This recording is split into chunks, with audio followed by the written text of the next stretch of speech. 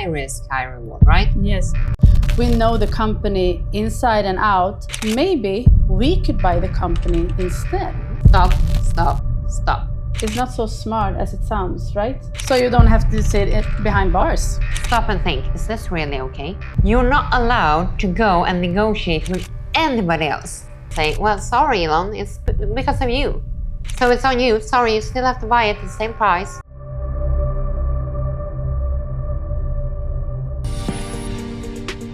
So imagine that you bought a company, only to realize that a few weeks before closing, the seller actually took out massive bonuses and empties the bank account. Or even worse, you bought the company only to realize there was a lot of unpaid invoices. And now it's your problem. Oh, nightmare. Nightmare. And both of these messes could be avoidable only if you knew about locked box or completion accounts.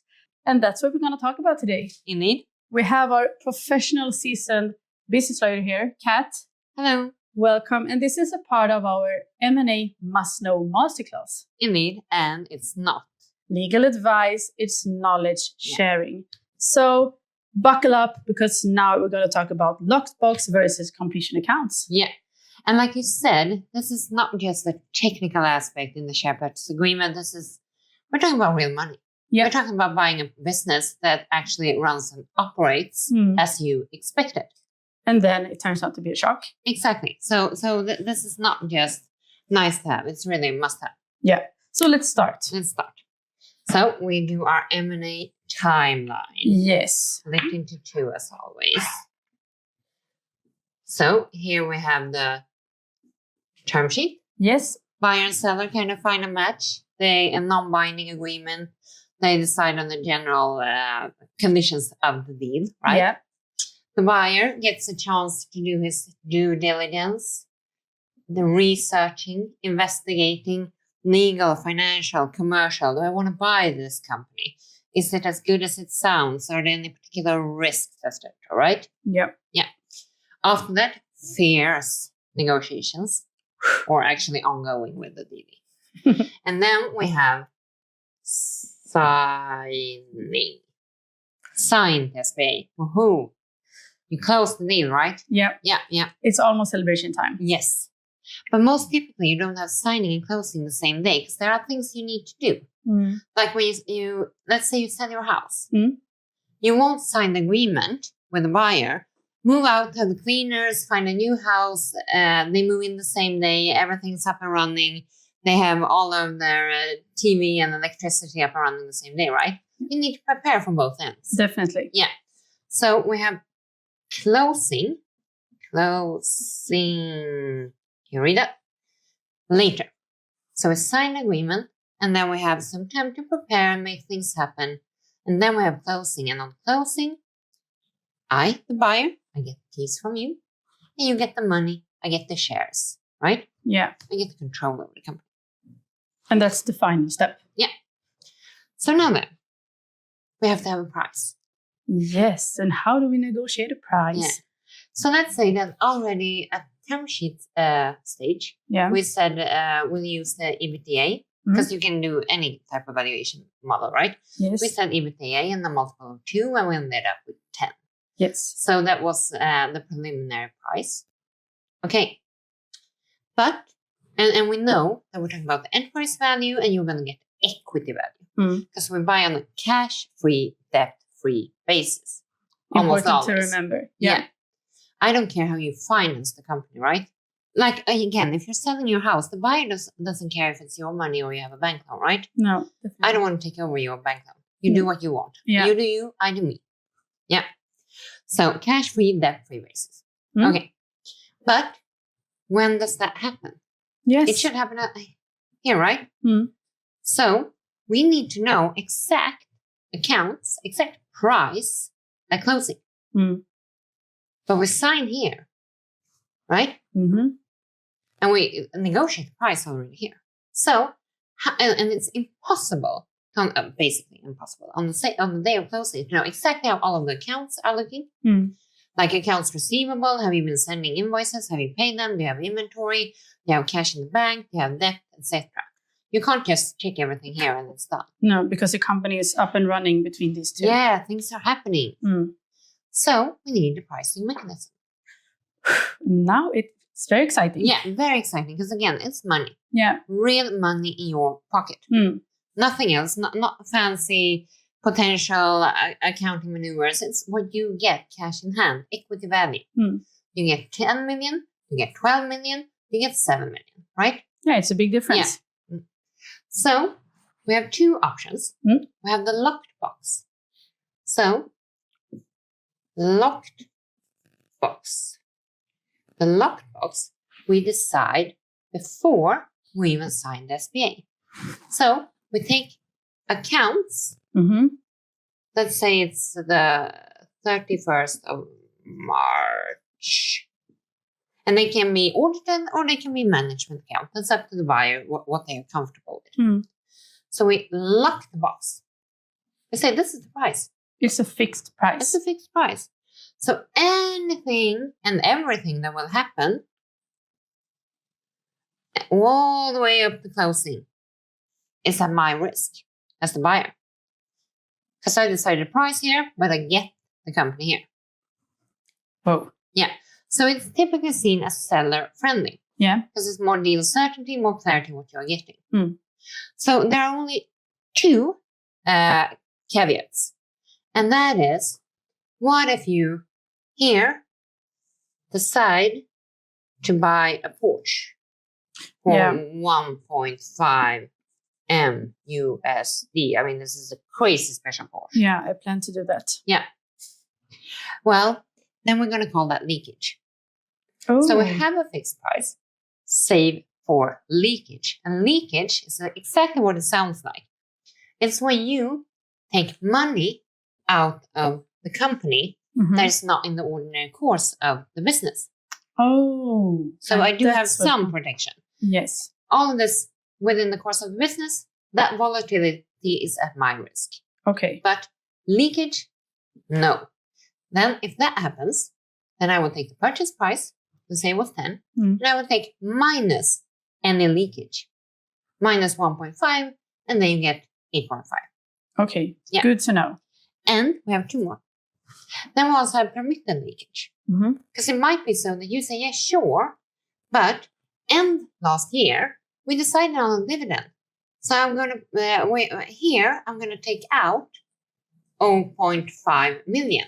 And that's permitted, and that should not be taken into account, reduce the share purchase price, because you already saw that here, so it's already accounted for. Okay. So permitted leakage, which can be anything you and I agree on, really. Yeah. It can also be that you're going to divest, you're going to sell a property, because I don't want that included in the deal, right? So we have leakage, affects the share purchase price, reduce, super important for you as a buyer. Permitted leakage, important for you as a seller if you have something that is okay and that should not affect the purchase price. Because otherwise you lose $500,000 US, right? Yes, of course. Yeah. And then we have the third one. The third one. Which is? That is, if you're a savvy seller and it will take a long time between the lockbox, signing, closing. Yeah. And you know that you are going to, the company's going really well. You're going to produce revenue or add value. You might want a ticker, like interest rate. So you might say you want to, from the lockbox state all the way up to closing, you want a ticker. You want interest rate on the fixed purchase price. So that's really important for you as the seller. Think about it. So lockbox, everything is the smoothest way because everything is decided, done the deal, clear cut.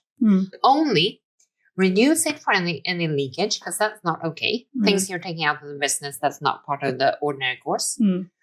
Save for permitted leakage. We agree or we know that this is going to happen and that's fine.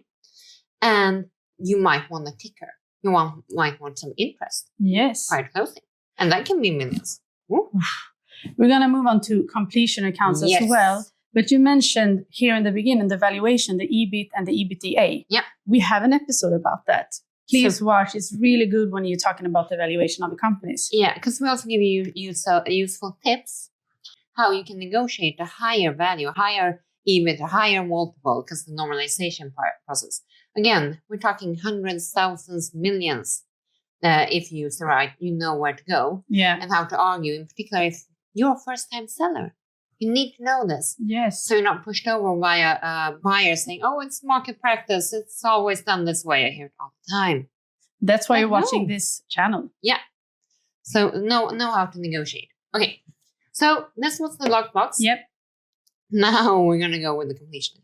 Yes. So this time I'm the buyer. I don't want a fixed price. I want to know exactly the numbers at closing. But we said that we can't know everything at closing. It's impossible to know exactly what happened, right? Yeah. So here I get the keys. Here I continue the business. Yep. And here we do completion accounts. So we do it after the deal is closed.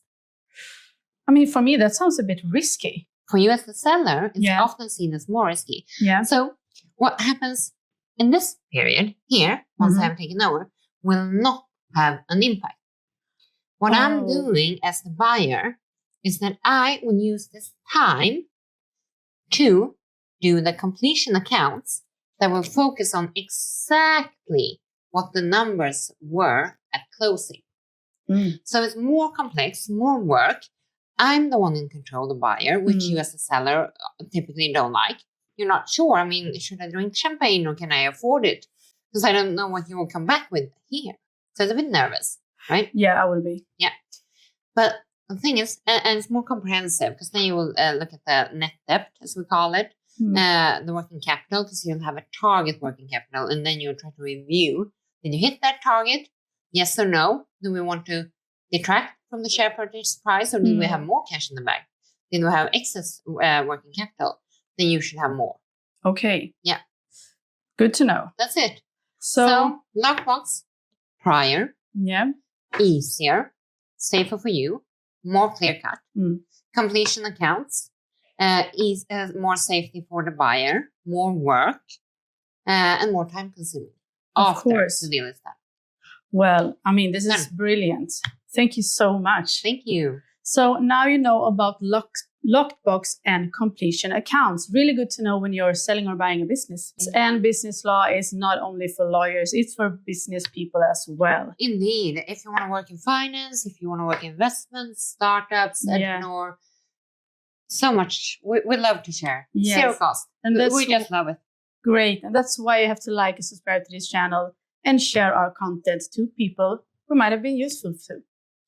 Take care. Take care. Until next time.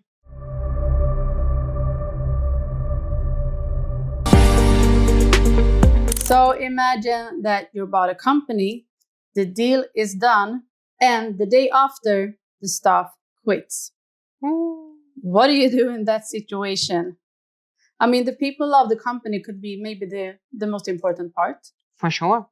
For sure. But maybe if there was a way that you could actually keep them. Today, we're going to talk about golden parachute, sign-on bonuses, and retention bonuses. Yeah. I think you heard the terms before, but now we're going to clear them out for you in our M&A Masterclass. So bring out the pen and paper and a cup of coffee, because now we're going to talk about something real fun. Yeah. And I'm sure you heard about it, and they might seem similar, and they might, golden parachute might seem very controversial. So we'll walk you through the good and the bad. Yes. And what you should think about also as an employee or as a talent looking for a new job. How can you play on retention bonus, sign-on bonus to get more cash in hand? Yes, and this is also relevant for you as a small or medium-sized business owner. For sure. And as always, we have our seasoned business lawyer here at zero cost, dropping knowledge for us.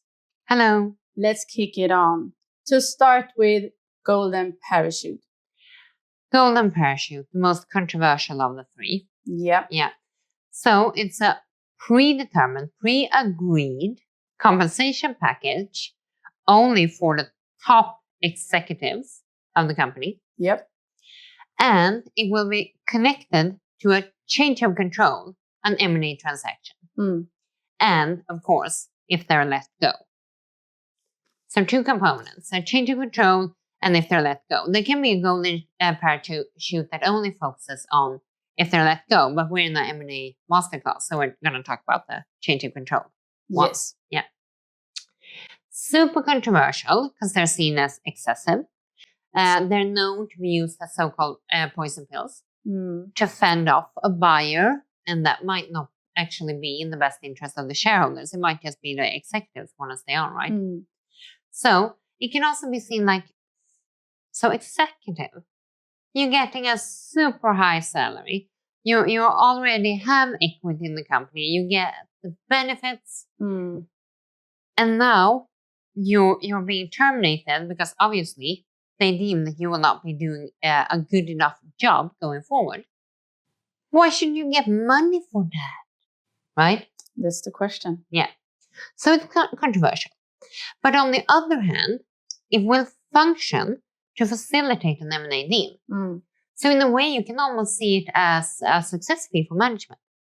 Because if you didn't have a golden parachute, they might work against the deal. And we know, since previous episodes, that the M&A process entails a long due diligence for the buyer, etc. And you need the management to play ball, to help out. Yeah. So it's kind of like saying that, okay, you get a success fee. So no, you might not keep your job if there's a new buyer in town, a new owner. But if you help me out, you do a good job, you make sure that the shareholders get a good payment for their shares, you will also get a bit of cash in hand.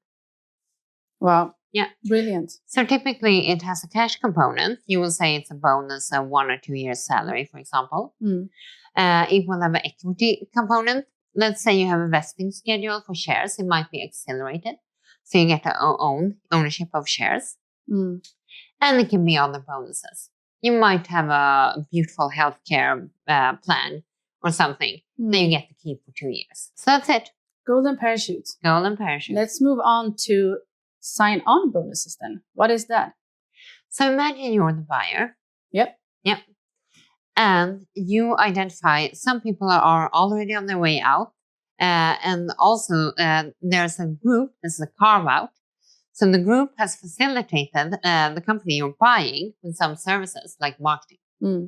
So you know that when you buy this company, it has no real marketing team. You need top talent fast, right? And you might have a hard time attracting top talent. You might be a private equity firm that has a bad reputation on town, right? Because you might be doing cost cuts and other nasty things, right? So you can have a sign-on bonus. So you can say, well, come and work for us. We'll play nice.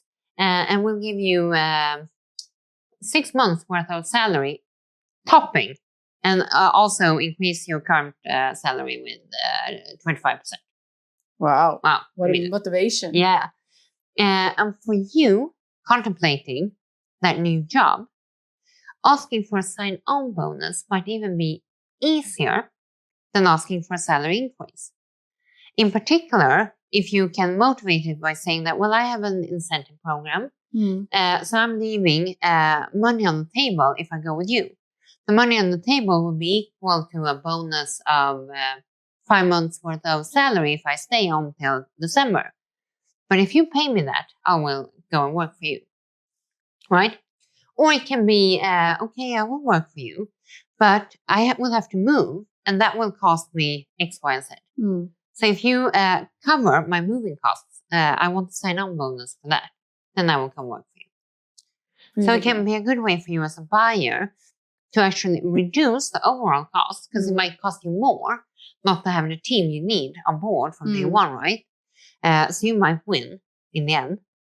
And it can be good for you as a top talent to kind of buffer up and get much more than you thought you could. Really good. Yep. And then we have retention bonus as well, the third one. Yeah.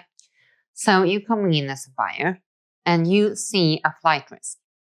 You see that top talent might not want to stick around and they might freak because they might think that, okay, you're a buyer in the same industry. You have your own marketing team. You have your own sales team. I think I'll lose my job. I might as well go look for a new job ASAP. But you as the buyer, you're thinking, but she's a top talent. I want to keep her. Yep. how do I communicate that believably? So I say, you know what? I want to keep you. And if you stay, I know it's going to be tough. It's going to be a transition period, always when there's no new owner in town, integration, etc. But I will give you a retention bonus. So it should be staggered, really, the best ones. So if you stay around for 6 months, I'll pay you 10K. If you stay around for 12 months, I'll pay you another 5K. Right? Great. Yeah. Amazing. So, and the risk, of course, with the retention bonus is that it will not award performance. It might award me for hanging around. So I might sit on my ass for 12 months, and the day after, and there are so many stories in M&A about people really? knocking on the boss's door the day after they've earned, and there's no more clawback, and they earn their retention bonus, and say, thank you so much. I went home at 3 o'clock every day. I didn't pay much attention, and now I'm out. The audacity. Yeah. Wow. So be careful, because it can be hard to kind of pinpoint. And both with retention bonus and sign-on bonus, if you can, try to tie them not only time, but also to some kind of performance. So they actually award me not just for sticking around, but actually for doing that good job that you expected out of me. That was why you wanted to keep me, right? Yeah, really good tips. Pro tip. Okay, so then we have the golden parachute, the sign-on bonus, and the retention bonus. Yeah. And if we're going to compare these three. Yeah, let's do a quick and dirty. Yes. Mechanism. The golden parachute used by the seller. Trigger event, change of control, and termination. Key benefit, it will help smooth transaction execution. The risk factor, public backlash, and tax consequences. The retention bonus, used by the buyer. Trigger event, continued employment post-closing. Key benefit, business continuity. The risk factor, moral imbalance, ineffective targeting compared to those who do not get the retention bonus. And then we have the sign-on bonus, used by the buyer. Hiring post-closing. It's a key benefit for talent acquisition. And the risk factor is that it's high cost, short-term focus, and that it can create jealousy with other employees. Now you know about these three. Golden parachute, sign-on bonus, and retention bonus. I mean, I heard them many times, but you explained it so well. I mean, now I feel like a pro listening to you. And don't be afraid to use them. In particular, if you're an employee, ask. Typically, if you're that far along in the process, that you're talking about actually salaries and terms, they might even like you more if you have the audacity to ask. We love that. Yeah. Just ask the question. Do it. Negotiate. Yeah. We believe in you. Yes, definitely. But they might retract the offer, so this is not legal advice. It's not. This is opinion. Yes. But in general, this is not legal advice. It's knowledge sharing. Yeah. Thank you so much for explaining this to us. Thank you. We're so happy to be here and so happy to share this with you guys. Be the smartest one. Learn. Keep educating yourself about this. And let us know if you land a good retention bonus, or if you've seen others get it and it's not actually turning out as they wanted. Yeah, please share. We'd love to hear that. Yeah. Thank you so much for today, and thank you for being part of this episode. Until next time, hej då. Hej då.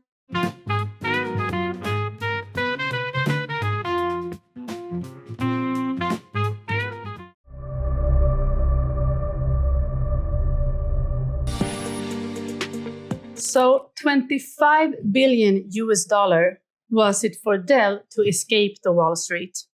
And Blackstone grabbed Hilton for 26 billion US dollars just by loaning money.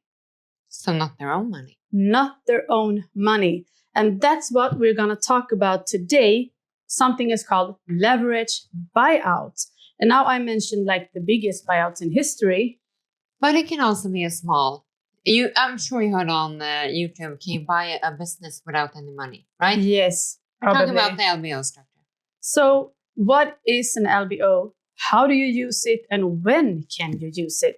That's what we're going to talk about today in our must-know M&A Masterclass. Let's kick it off because this is important. LBO, leverage buyout. You borrow to buy. Borrow to buy a company. High risk, high reward, right? Yes, but you can make it work if you know what it is. So we're going to break it down. Yes, let's start. Yeah. What do we need to know? So let's say we have a Chocolate LLC, right? Really good company. So EV, we know it's up on the market for EV and equity value. We have cash free, debt free. Never mind.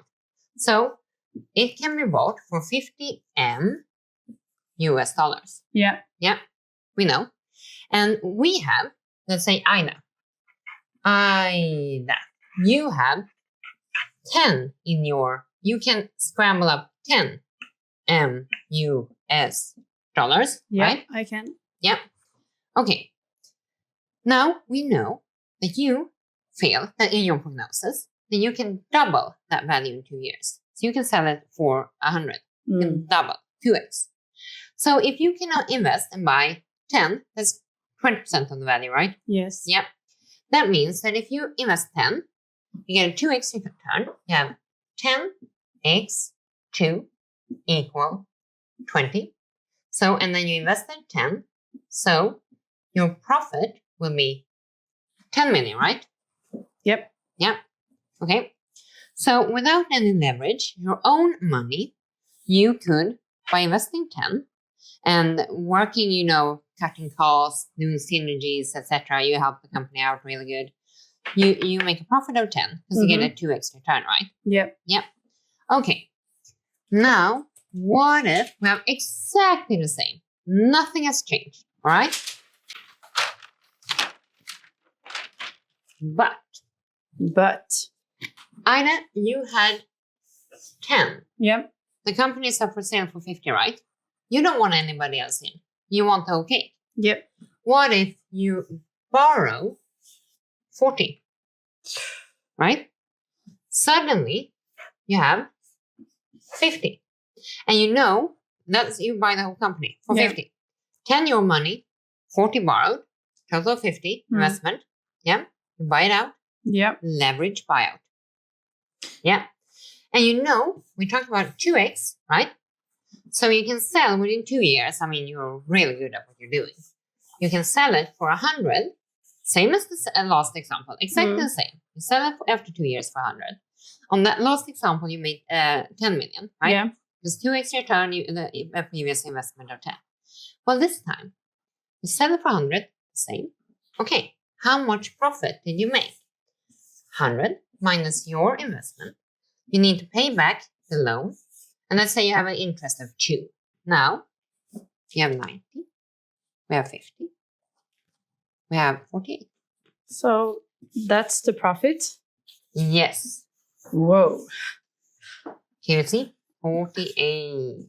I totally see it. So exactly the same everything. But by borrowing, because the loan is not part of the upside. You take the upside. So by using a leverage buyout, LBO, you suddenly, exactly the same. Instead of getting 10 million, you get 48 million. Wow, I totally agree on that one. Yeah. So this You're is okay with that? I'm totally okay. So this is a really good example of when the leverage buyout really works if you're smart and can do this and you know the strategy. Yeah. And of course, risk. The downside. The downside.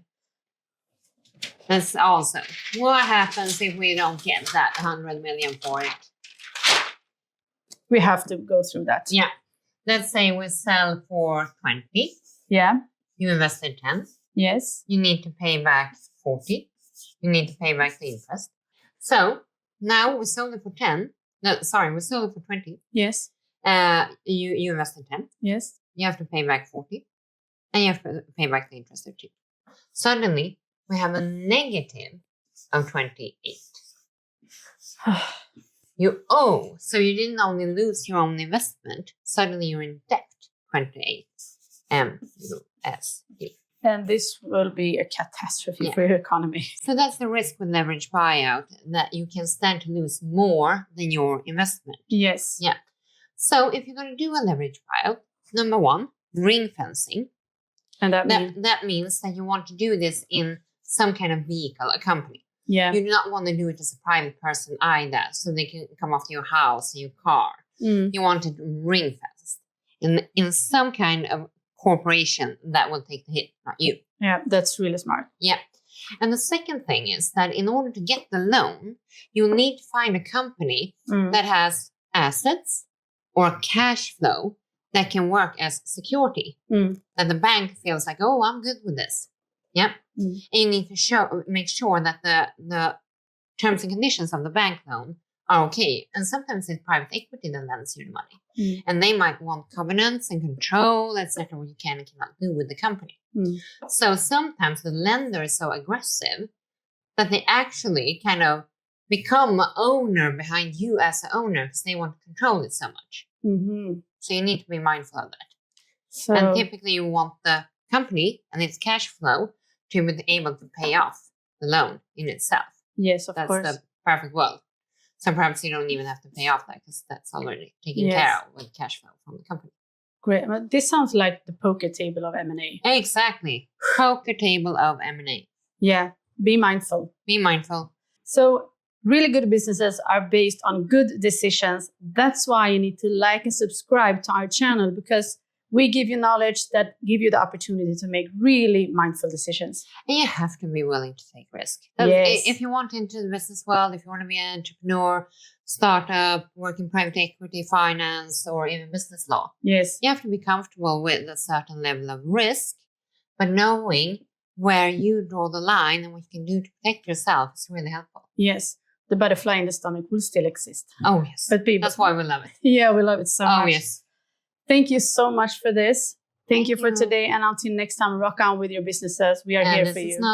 This is not legal advice. It's knowledge sharing as always. Hej då! Hej då!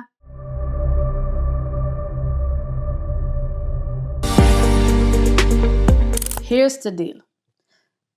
The owner of the company that I work for, he's old. He's been around since the dinosaurs, and we know he's about to sell the business in a short amount of time. And, you know, we don't know what's going to happen. A private equity firm, will they swoop in and change everything? We don't know that.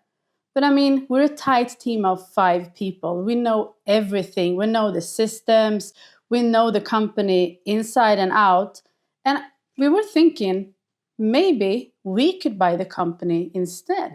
Why not? mean, is that even possible? Then we could make the money and get rich instead of anyone else. So going from employee, yes, just getting a paycheck, yes, to becoming the owner, exactly, reaping the real rewards, yes, deciding your own destiny. Yeah, everything. It is possible. It is. The MBO. Wow. That's what we're going to talk about today. Yeah. Management buyout.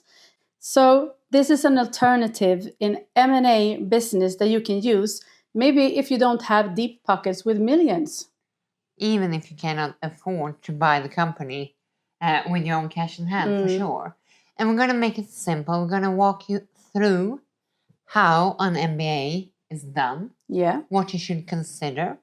What the major pitfalls are that you need to watch out for. And it will be relevant for you as a management team, dreaming about becoming the owner. You might have dreamt about owning your own business for long, but you don't want to do a startup. Exactly. Living without a paycheck for 2 years, no colleagues, no financial security, etc. You might want to own a proper business, and this could be it. Wow. And it can also be very relevant for you as a seller, a business owner, to understand why could an MBO be a good option for you as well, and what to watch out for. We'll have a checklist in the end. Yes. And we have Kat, our seasoned business lawyer, who has worked with M&A for 15 years. I have. So you're in safe hands. You have a business lawyer here at 0 cost. So let's kick it on. Yeah. To start with, management buyout, Tell us a bit more about it. MBO. Yeah. Well, it is exactly what it sounds like. Yeah. Yeah. It's the management of the company, the employees, the top level, that join forces and buy the company from its current owner. And it can be a group, a big company or a big group of companies doing a carve-out or a spin-off or something. And it can be, like in your case, this owner getting ready to retire. They don't have any family, any kids that want to take over the family firm, right? So he might find it very attractive to leave his legacy with the management that he knows and trusts, right? Yes, that sounds amazing. But why would you as an employee consider an MBO? Yeah. Well, the obvious reason is, of course, you'll be the owner. You will get to make the decisions instead of being the employee, just somebody else calling the shots, and you're thinking in the back of your head, no, this is so bad. We should have that strategy instead. We should enter into Germany. We should not aim for that product and that market. Oh, no. Instead, you can really make the decisions. And the advantage compared to any other seller in the M&A market, you already know the business.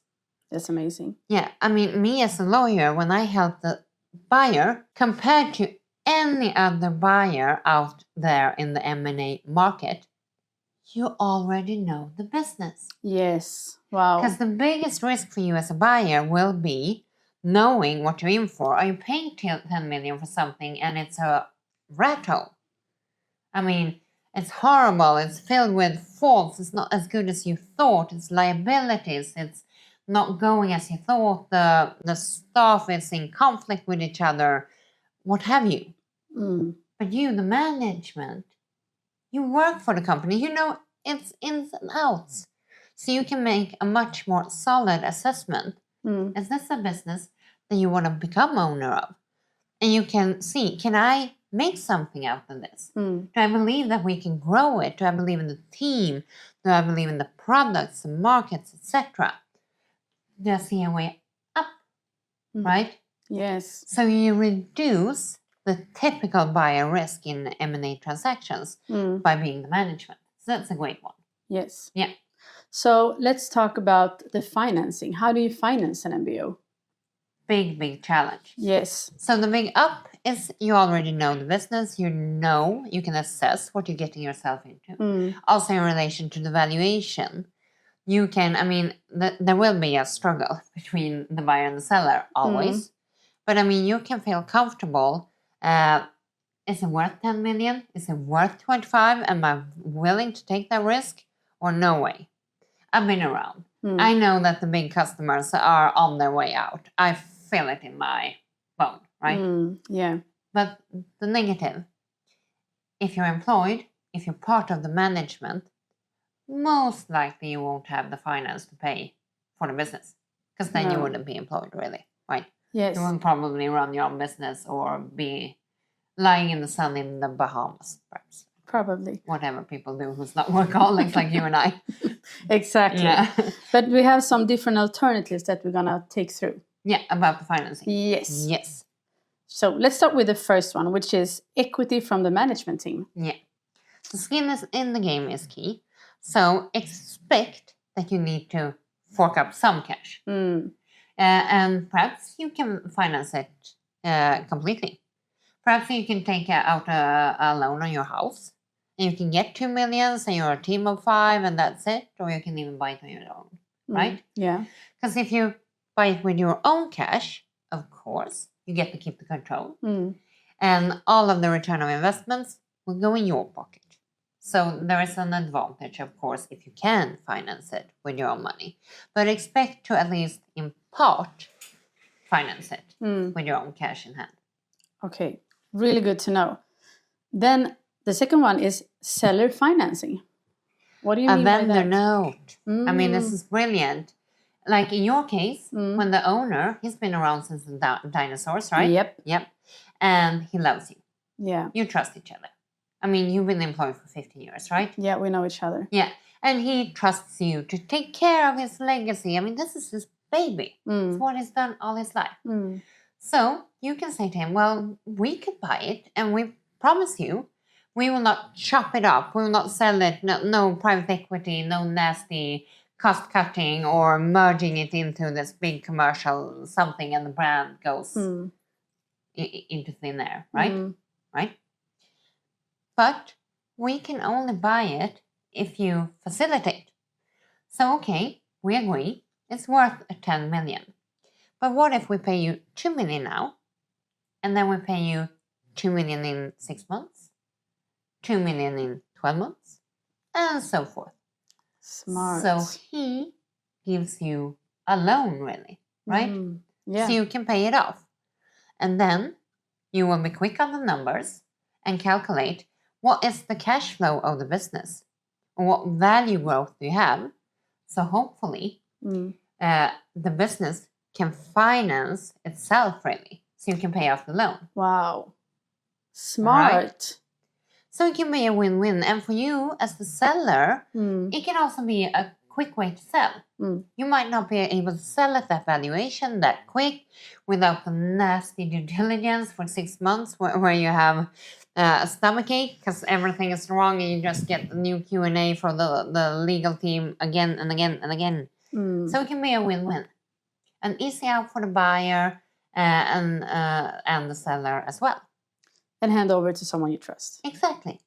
It's so a win-win. in a trust-based deal, it can be brilliant. Yes. So number 3 will be debt finance. And the first alternative on the debt finance will be bank loan, because that is the most attractive for you as the buyers, the management team. Because a bank loan, relatively speaking, it has a lower interest and less covenants. And covenants will be that the lender, in your case, when you're buying this company from the owner who's been around since the dinosaurs, covenants will mean that they will have restrictions on the business.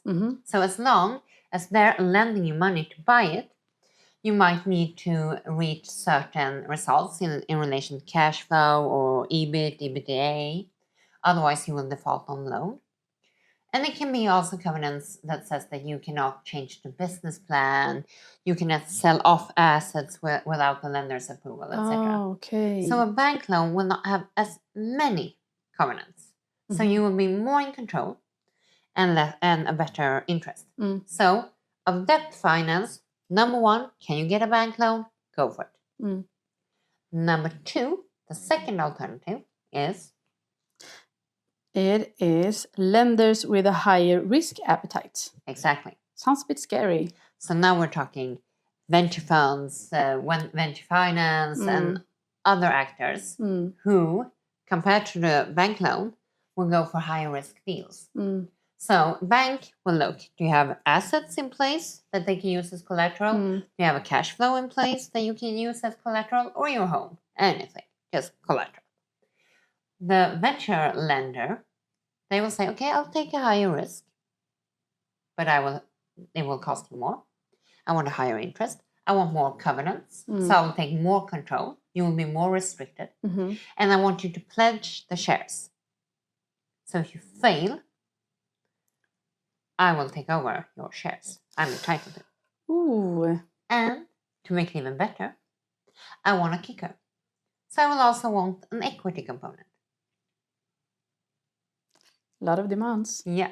So you better believe that you can perform. Yes. You better believe that when you take over that company, you will outperform, so it will be worth the financial risk.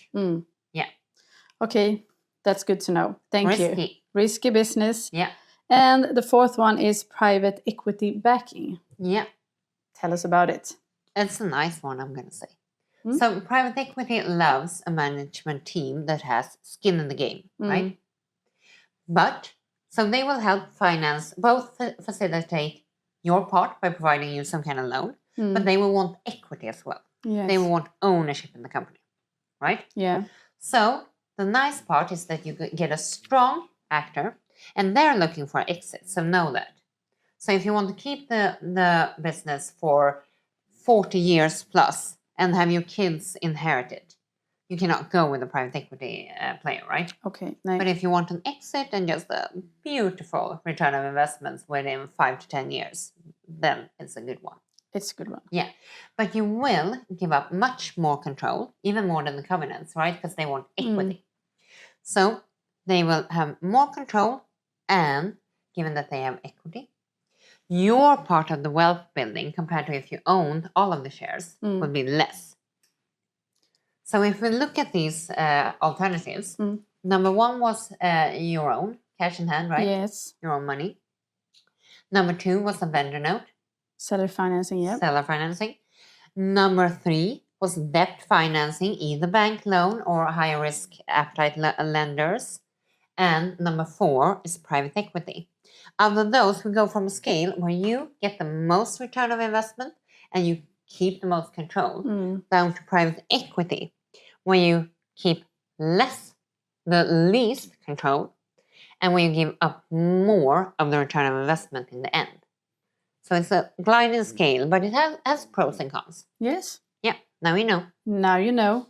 But also, I mean, is there any risks that you should consider when doing an MBA? MBO, sorry. MBA is always good for your career. It's really good. I mean, yeah, go for it. We're going to go for that too. You might need the loan some money for that as well, though. Yes. But anywho, yes, of course there is. Well, number 1, MBO. Yeah. Who's going to be part of it? Who is going to be an owner? I mean, are you, like in your example, you have the core team, you work together for 15 years. You're 3 or 5 people who know each other in and out. Okay? Good. What if it's a big company with 500 employees and you're looking at bringing on 15 or 25 people in the MBO?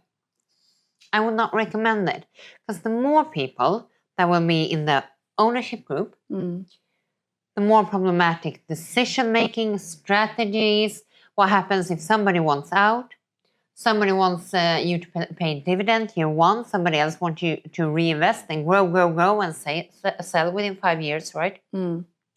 So the typical recommendation is keep the MBO, the buyout team, tight. Good. 3 to 5 people perhaps. Wow. And make sure that before you sign the SPA, have a shareholders agreement in place. And we have a particular episode about red flags in the shareholders agreement. Yes, it's a really good episode. We're going to link it down below. Yeah, because there are decision rights. And also what happens if one of you wants out. I mean, you and I, we do an MBO. Brilliant. And then I go and get a divorce. And my crazy husband gets the shares. No. And suddenly you're in bed with my crazy husband and you can make no decisions, and he tries to pay dividend to himself, and you cry before every general meeting. Sounds sweaty. Yeah. So have all of that under control in the SHA, the shareholders agreement. Good. Really good one. And also, yes, what happens when a few of you go from being management to being owners? Are you ready? Do you have the training, the responsibility? What does that really entail? Because it is a big effort, right? Yeah, it is. Yeah. So make sure. And also, what happens with your colleagues? Will there be jealousy?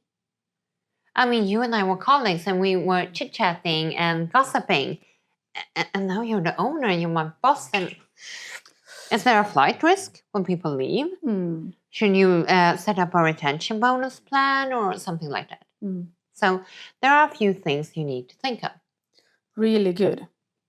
Is there anything else? Oh, I'm sure there is. Have I missed anything? Objective assessments. Objective assessments. Really good. Thank you. Well, one thing is that when you're in the management, you might be a bit in love with the company, or you see it as your one opportunity to be a business owner. Maybe your one opportunity to become a millionaire, right? Yeah, hopefully. Financial freedom. So you might have blind spots. You really need to step back and think, if I wasn't already in it, would I buy this company? That's a good question. Yeah. And can I drive this owner? Do I know what that entails? Am I ready? Right? So try to be objective and try to get a team or good counsel, advisors that will help you assess. Is this really advisable? Really good. And now we're going to take you through the checklist that you need to know how to prepare for this. Yeah. So we have an 8-step checklist. So bring out your pen and papers because now it's knowledge dropping. Yeah, let's go. As F. Yeah. Here we go. Number 1, the preparation. So this is a step-by-step guide to buying the business you already help run. Preparation. Clarify your motive. Why do you want to own this business? Assess personal risk appetite. Are you ready to invest time, energy, and possibly personal funds? Check internal support. Is there others on the management team aligned and on board? Evaluate your capacity. Can you lead both operations and ownership? Number 2 is early strategy. How should I approach the owner? Check seller interest. Is the owner open to selling to you?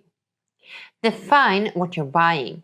Is it the entire company, a division, a specific asset? Assess your relationship with the seller. Do you have mutual trust? And decide on a tone. Is it a friendly succession? Or is it a strategic carve-out? Number 3, build your advisory team. Hire an M&A lawyer. It's essential for contract negotiation and legal structure. Engage a financial advisor or corporate financial firm for valuation, deal structure, and funding strategy. And get tax advice early to avoid surprises later. And consider HR and communication advisors, especially if we're talking about a huge company with hundreds of employees. 4, due diligence. Get full access to the company's financial, income, expenses, debt forecasts. Identify any red flags, tax issues, legal claims, hidden liabilities. Assess key dependencies, clients, suppliers, intellectual property. Understand employee dynamics, any risk for key people leaving. 5, financing the deal. Map out your own capital contribution. Skin in the game is key. Explore funding options, bank loan, private equity, seller financing, venture debt, or LBO structure. Plan cash flow post-deal. Will the company generate enough to service debt? 6, deal structure and negotiation. Negotiate a realistic valuation, backed by comparables or revenue multiples. Include earnouts or deferred payments to reduce upfront burden.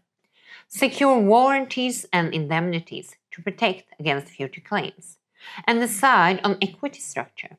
Who owns what and who gets what share of profits. Protect the downside. Include term for reversal if needed. 7, integration and ownership. Define your governance. Who will be on the board? Who signs off on what decisions? Align your team, set roles, incentives, and ownership for management. Prepare communication plans for employees, clients, and partners. Rebuild culture if needed. Shift from employee mindset to an entrepreneurial one. 8, post-closing. Get clarity on your leadership role. Who will be the CEO, managing director, owner, operator? Monitor cash flow tightly. First 12 months are crucial. Set short-term wins. Prove the deal was the right move. Build a long-term plan. Exit strategy, reinvestments, and growth. And the final that we will leave you with is ask yourself, if I did not work here, would I buy the company then, knowing what I know? And if you say yes, you might be on your way to wealth, financial freedom, and wealth for your family. Wow, and that's exactly what you want. Yeah. Thank you so much. We talked about management buyout today in our M&A Masterclass with our seasoned business lawyer, as always. Super exciting. And if you've been dreaming about it, thinking about it, drop your comments down below. We want to hear. We want to hear your stories. Be a legend. Follow us, like and subscribe on our YouTube channel because we're going to keep doing this. You get this knowledge at zero cost. But remember, it's not legal advice, it's knowledge sharing. For sure. And we love you guys. Bye. Hej då. Hej då.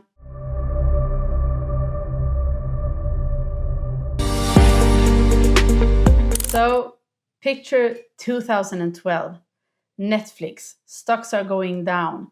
People are crazy. The customers, they complain. And here comes a multimillionaire, Carl Icahn. And he buys just exactly under 10% of the company. Well, could there be a hostile takeover here? But Netflix, they were so ready because they use something called the poison pill. Ouch. Well, it sounds like a crazy word to me, but maybe you can explain it a bit more for us. Happy to. Thank you. Our business lawyer is here, and this is a part of our M&A Masterclass, and today we're going to talk about poison pill. Yeah, and in particular, we're going to talk about something that most perhaps don't. We're going to talk about how they work in the US compared to Europe. Because today we're living in the global world, so you need to know that poison pill in the US and poison pill in Europe, completely different story. That's really good. Yeah. So we're going to start to talk about what is poison pill to start with. So poison pill is a defense mechanism from the board of directors and the current management fending off a buyer that they don't want, a shareholder, an investor that they don't like. Typically, it's seen as them protecting their own jobs, really, and own positions, right? Yeah, it could because with a new buyer, they're on their way out, right? So that's how it's seen. It's like putting up the fence. Yeah. Okay. So we're going to start with looking how it works in the US, because in the US, poison pills are common.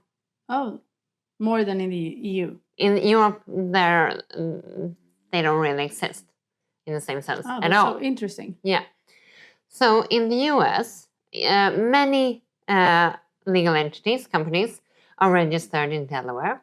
And in Delaware, or under that jurisdiction, it's made clear that poison pills are typically accepted and seen as part of the business judgment rule for the board of directors.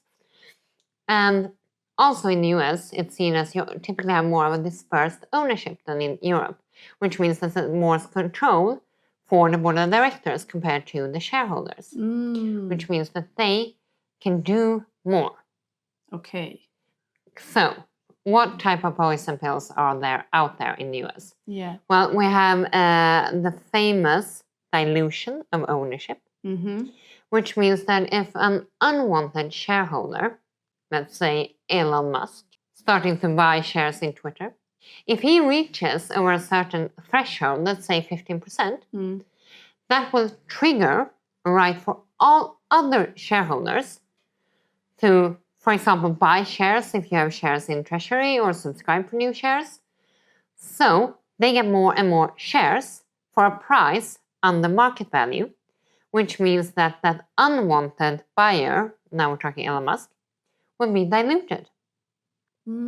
So when he's trying to gain control, everybody else gets more and more shares.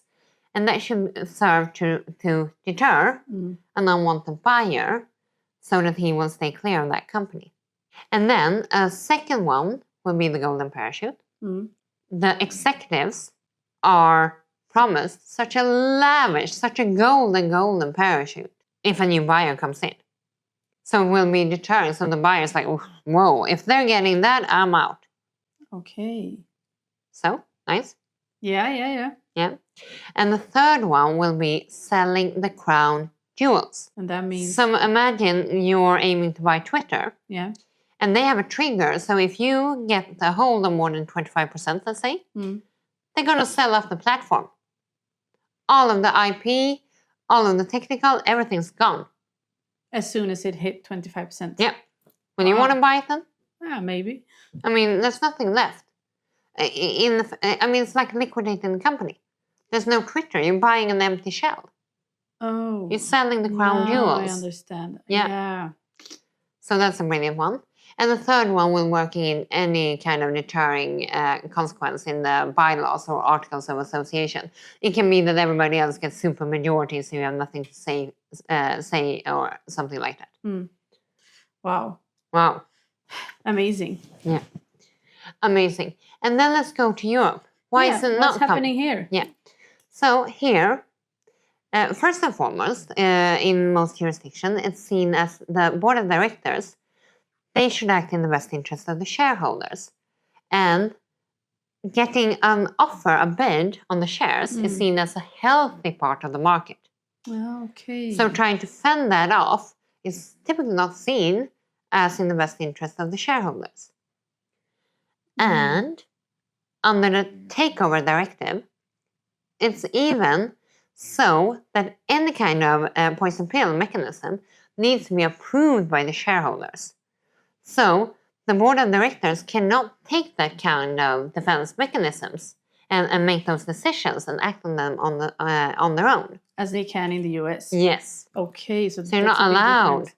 You're not allowed. You're only allowed to issue a recommendation if you think a bid is good or bad. Okay. That's it. It's a big difference then between the US and the EU. And so important, just buying shares. I mean, some people even have as an investment strategy trying to buy shares where they think someone will try to take the company private. Because they want that bid, because they feel that bid has some kind of popping off compared to the market price, because otherwise you would just sell on the open market, right? Yeah. So it's so important to know the difference between the US and Europe. Yeah, I noticed that because when I was doing research about it, I Googled poison pill, and there was a lot of different knowledge about poison pill, whether it's from the US or from the EU. Yeah. So huge difference. Now you know what it is, and now you know the difference. Yeah, so be mindful about that when you're reading about the poison pill. Yeah. That's it for today. This is our M&A Must-Know Masterclass, and we talked about poison pill today. And keep educating yourself as always, and this is not legal advice. It's knowledge sharing. And if you've seen any crazy takeovers, or you're wondering if this is a poison pill or not, and you've seen it in Europe, and you wonder, is this okay then? Drop it down below and we'll talk about it. Yes, buckle up and just rock on with your businesses. We believe in you so much. You talk about everything so easy. So imagine this. 2 companies are about to merge. It's big companies. And I mean, it's very exciting, big promises, a new thing is going to happen. But before it's done, one side start to act like it's already done. Sharing details, start to talk about the prices. And I mean, could this be crazy? Stop. It's not so smart as it sounds, right? Now we're into deep water. That could cost you a lot. We're talking about gun jumping here. Gun jumping. Gun jumping. Sounds crazy. Sounds bad. Okay. We need to break this down. We will. Immediately. Yeah. That's why I have you here, our business lawyer, Kat. Hello. She knows everything that we need to know about M&A, and that's why you are here and listening to this too. I've had so many sleepless nights, so we're, you know that. As M&A lawyers, any M&A deal, basically, we do not sleep for 3 to 6 months. No. We don't see our family, we don't work out, either we don't eat at all, or we eat way too much. We come out of it like we've been like in the dark ages. Sun, sleep. The deal team is always dead afterwards. But let's jump to gun jumping. Yes, we're going to talk about gun jumping. So you don't have to sit behind bars. Yeah. So now listen carefully for this one. So to start with, I mean, gun jumping, what is it? Yeah.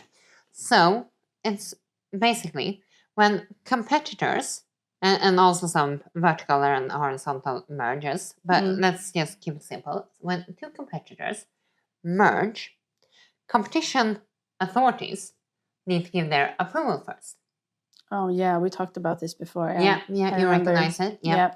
So that means that you sign the SPA, and then as a condition to closing, you get the approval. You get clearance from the relevant authority. Antitrust or competition law needs to be cleared. So if you get a too dominant position, for instance, in the market, they might say no. Right? So, for example, two big food companies or something like that. Whole Foods and Tesco merge together. What happens then? Yeah, they might say no, because then you will control too much of the market, so the free competition will be hampered. Yeah, because that's what we want. Yeah, we want a fair competition, so we, as end consumers, get a fair deal, right?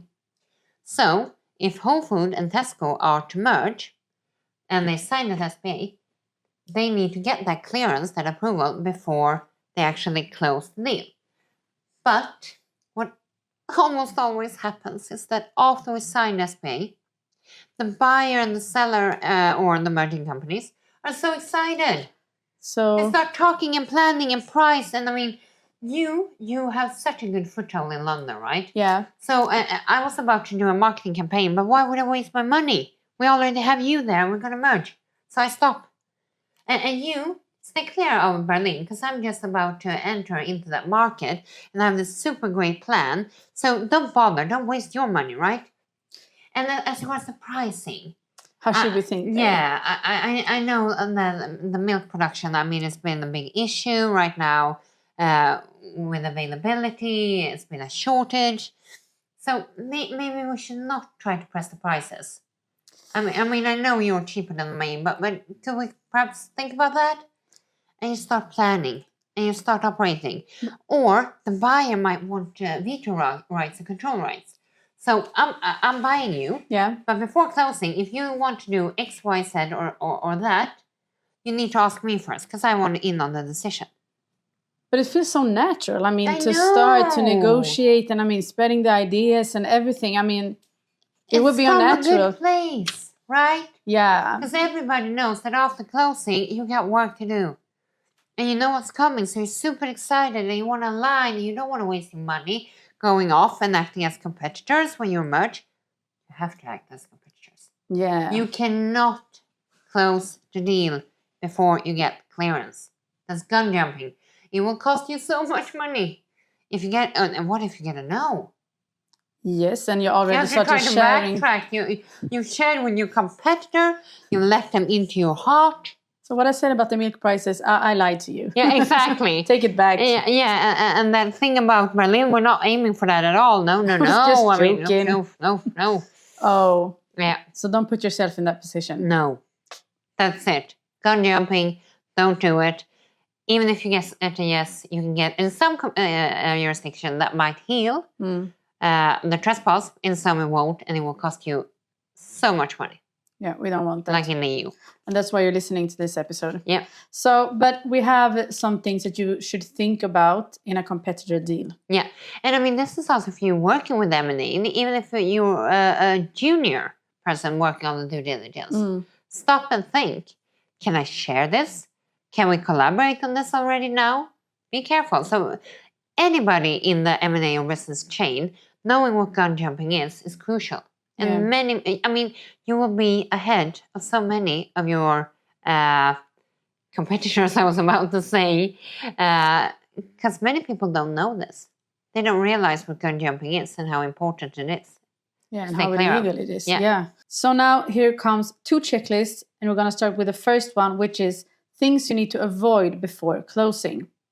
The first one is agreeing on prices or customer terms. So, in particular, avoid early adjustments such as withdrawing a planned price reduction or you starting to offer longer commitment terms based on an agreement with the buyer pre-closing. Number 2 is jointly planning a commercial strategy. Avoid joint decisions and that the companies adjust their current operations in accordance with the jointly decided future plans. Number 3, sharing detailed business plans, etc. Avoid sharing things that do not need to be shared, that are very key for competitors to not share with each other, such as supply list, price list, or customer lists without proper safeguards. Number 4, applying any non-compete or conduct restrictions. Avoid stopping the competition between the merging companies already before closing. That's really good. This was the things that you cannot do. And now here comes the second checklist, which is what you can do. And the first one is conduct due diligence. Just use confidentiality protocols. You can use clean teams, redact data. Make sure you do it right. Plan integration. Make it hypothetical. Plan, plan, plan. Do not execute together. Number 3 is include conditional non-compete. As long as they enter into force after closing. Do not have them effectuated before closing. Number 4 is maintain clear separation. Between teams until closing. No integration yet. And then we have tips to avoid gun jumping. Number 1, non-compete clauses. Do this. Make them conditional upon closing. Avoid enforcing them before merger clearance. Due diligence. Use clean teams or non-competitive sensitive data. Avoid sharing full customer databases and prices. Governance. Keep independent management until closing. Avoid requiring approval for hiring, sales, supplier procurement before closing. And communication. Stick to transaction updates. Avoid joint marketing or product planning before closing. Thank you so much. That was so good. 2 really good checklists, what you cannot do and what you can do. And the knowledge, carry it with you wherever you are in your entrepreneurial, business, M&A journey. Remember, gun jumping. Be wary, be mindful.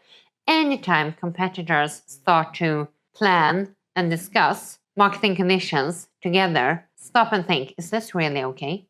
Be mindful. As authorities take it seriously. Yeah, I can hear that from you. Yeah.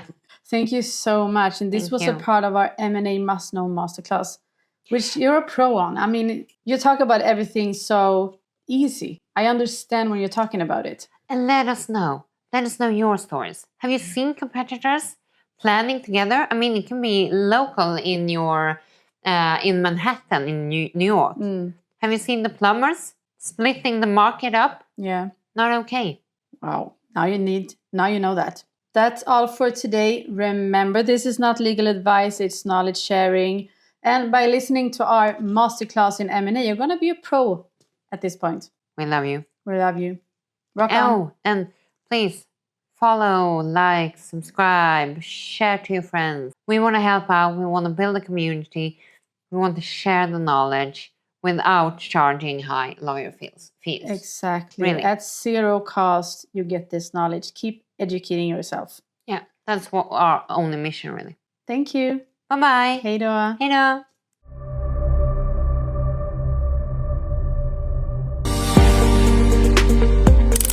Do you want to know the most common question in startup and investments?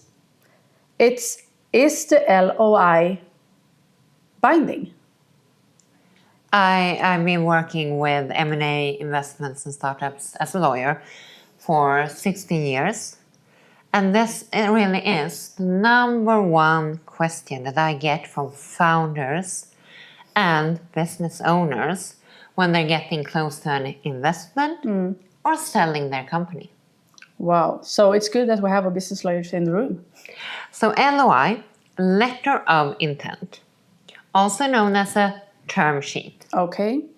Sometimes MOU, memorandum of understanding. Okay. Short answer, most of it no, some of it typically yes.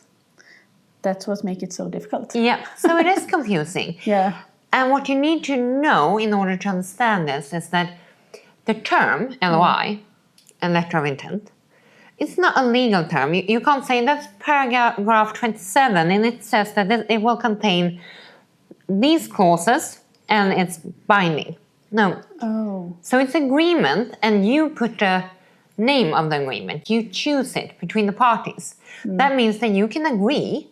You can write an LOI and say that everything in this LOI is binding. Okay. Yeah. But typically, no.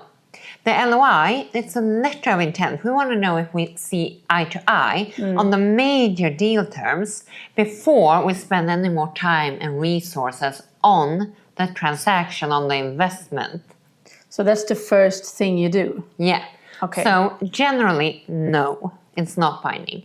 However, you will typically have some clauses in it that are binding. Which could be? No disclosure, okay. Confidentiality. It can be exclusivity, and this is a major one for you. Okay. Yeah, because if I'm looking to buy your company, or even if I'm on VC investing, it could be, I might say I want exclusivity for 3 months. So if you sign this LOI, letter of intent, you're not allowed to go and negotiate with anybody else. Oh.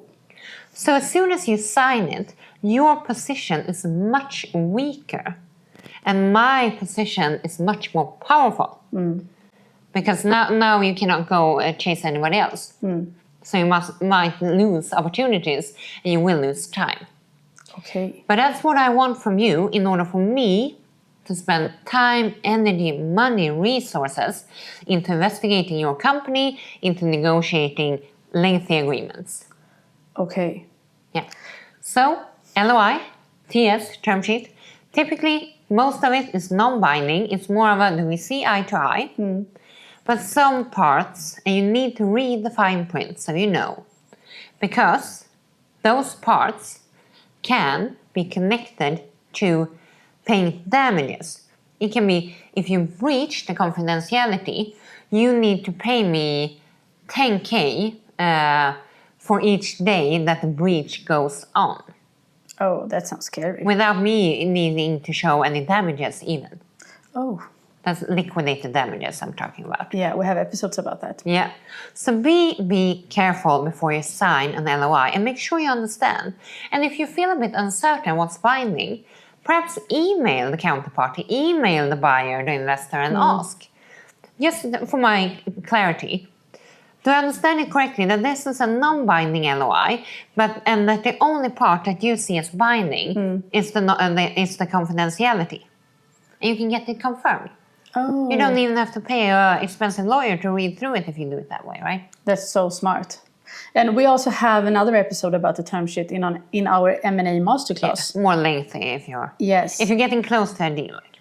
Yeah, really good. Thank you so much. Thank you. And it's not legal advice. It's knowledge sharing, as always, with our brilliant business lawyer who is with us every time. And I do recommend you to always have a lawyer on your side if you have a term sheet or LOI in your hand. But I know some of you may not have that possibility. Sounds really good. Thank you so much, and until next time. Hej då! Hej då!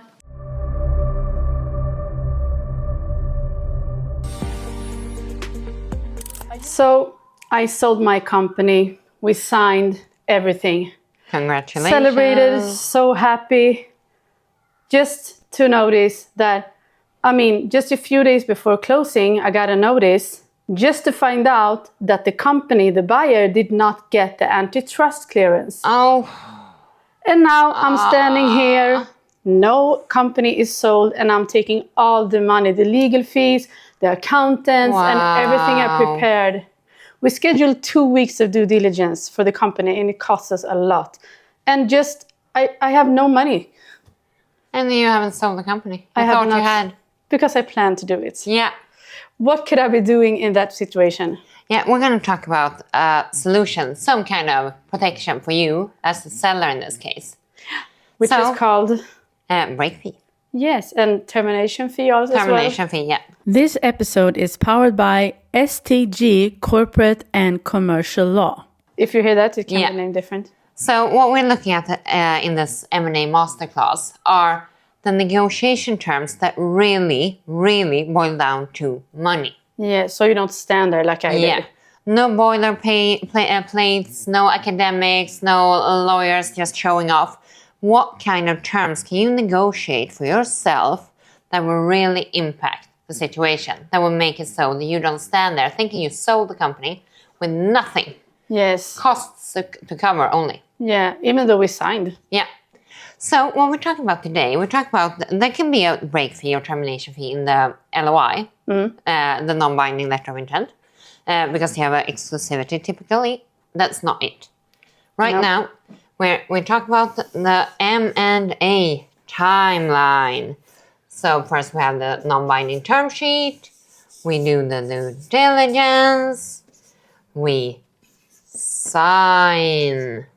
And we close. And here we have things to do. Yep. Things need to happen, and that's why we sign and close at different dates. Sometimes in more simple deals, you can have signing and closing simultaneously. Yep. So in this case, we did not. In this case, I'm the buyer and I'm a competitor. That means that we need to file with the competition laws that they need to say it's okay for me to buy you. So the authorities need to confirm that. Okay. Antitrust clearance. And that can be other things. It can be a foreign direct investment directive. That you need clearance. It can be finance. It can be health. Anything. So, and conditions to closing can also be that you need to seek approval in a specific commercial agreement. You need shareholder approvals, etc. In this case, one of the conditions to closing did not work out, right? No. Because, I mean, if the authorities did not give antitrust clearance, I am not allowed to buy you, right? No. Okay. Bye-bye. Bye-bye. Sorry. Not as I planned. No. Yeah, because you were celebrating, drinking champagne, getting 25 million. Oof, yes. Right? I celebrated a lot here. So what can we do? Because you actually you feel that you had other buyers. Why did you go with me? You could have had a buyer who's not in the same industry, so this was not even a risk. But I offered 25 and the other one offered 24. But why did you go with me? And more than that, you feel that the application I sent and the actions I took, did I really try? Or is it the fact that the markets have taken a downturn and there are new tariffs involved that will hit your business that happen? So you might even think that I saw it a bit as an easy way out. But I'm right. Yeah. Condition to closing, I did not get the permits. What are you going to do? I don't know. Sorry. Bye-bye. Blame me all you want. Yeah. The condition to closing is not met. I don't have to buy you. Well, here's where the break fee comes in. This is why you should negotiate for a break fee when it makes sense. What you can say is that, okay, Mrs. Buyer, when you negotiate, I'll go with you because you offered me 25. Yeah. But, and you keep promise me, if we sign, we close. If we sign, we close. And it's a lockbox mechanism, so everything's clear-cut. You know everything. It's only a regulatory issue. Yeah. And you say, well, if I'm going to go with you, I want you to carry the risk. The costs, if the deal falls through, I mean, you're not going to get the share price. No. But you might get, let's say you argue for 2%. Suddenly you get your cost coverage and more. 2% of 25 million, and you can still turn around and sell the company to somebody else, right? But you don't lose money. Yeah, no.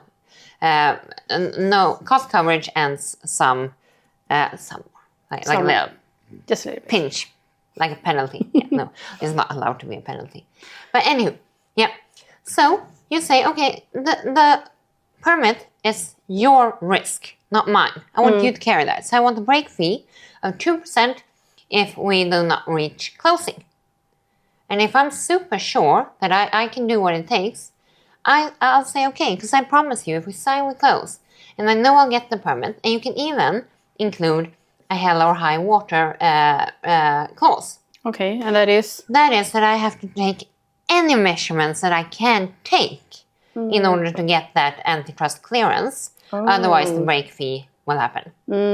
So, for instance, if the authorities say, yeah, you can buy it, but only if you sell off 2 of your other companies. Then I have to sell them off. Because I have a hell or high water wording in the SPA. So that way you have protection. And the break fee can go both ways. Okay. It can be a break fee and a reverse break fee. And what you need from both parties' ends is that it's very clear. What is required for me not to have to pay the break fee? So is it reasonable best efforts?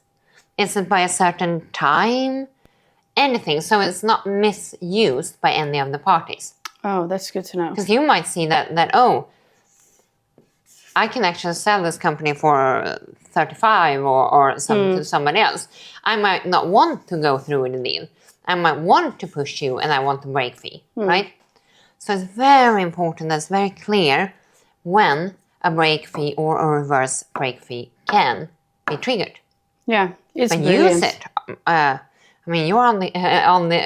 you're only on one side of the negotiation table. So push for it when you want it. And in particular, if the other party is like, I promise you, there's no problem. Okay, then let's just have some safety mechanism for me. Yeah, of course, that's so good. Because otherwise, don't be like me to forget about the break fee. No, break fee. Break fee. Now you know about that. And it's so important if you're selling a business, thinking of buying a business, or if you want to work in the M&A world. I mean, this is a part of our must-know masterclass. Entrepreneur, CEO, future superstar in the startup world. Yes, at zero cost, we have a seasoned business lawyer here who takes us through what we need to know. But it's not legal advice. It's not legal advice. It's knowledge sharing as always. This episode is powered by STG Corporate and Commercial Law, a boutique law firm for you to call when you need direct and personal legal support. And until next time, rock on with your businesses. I'll see you here. Hej då! Hej då!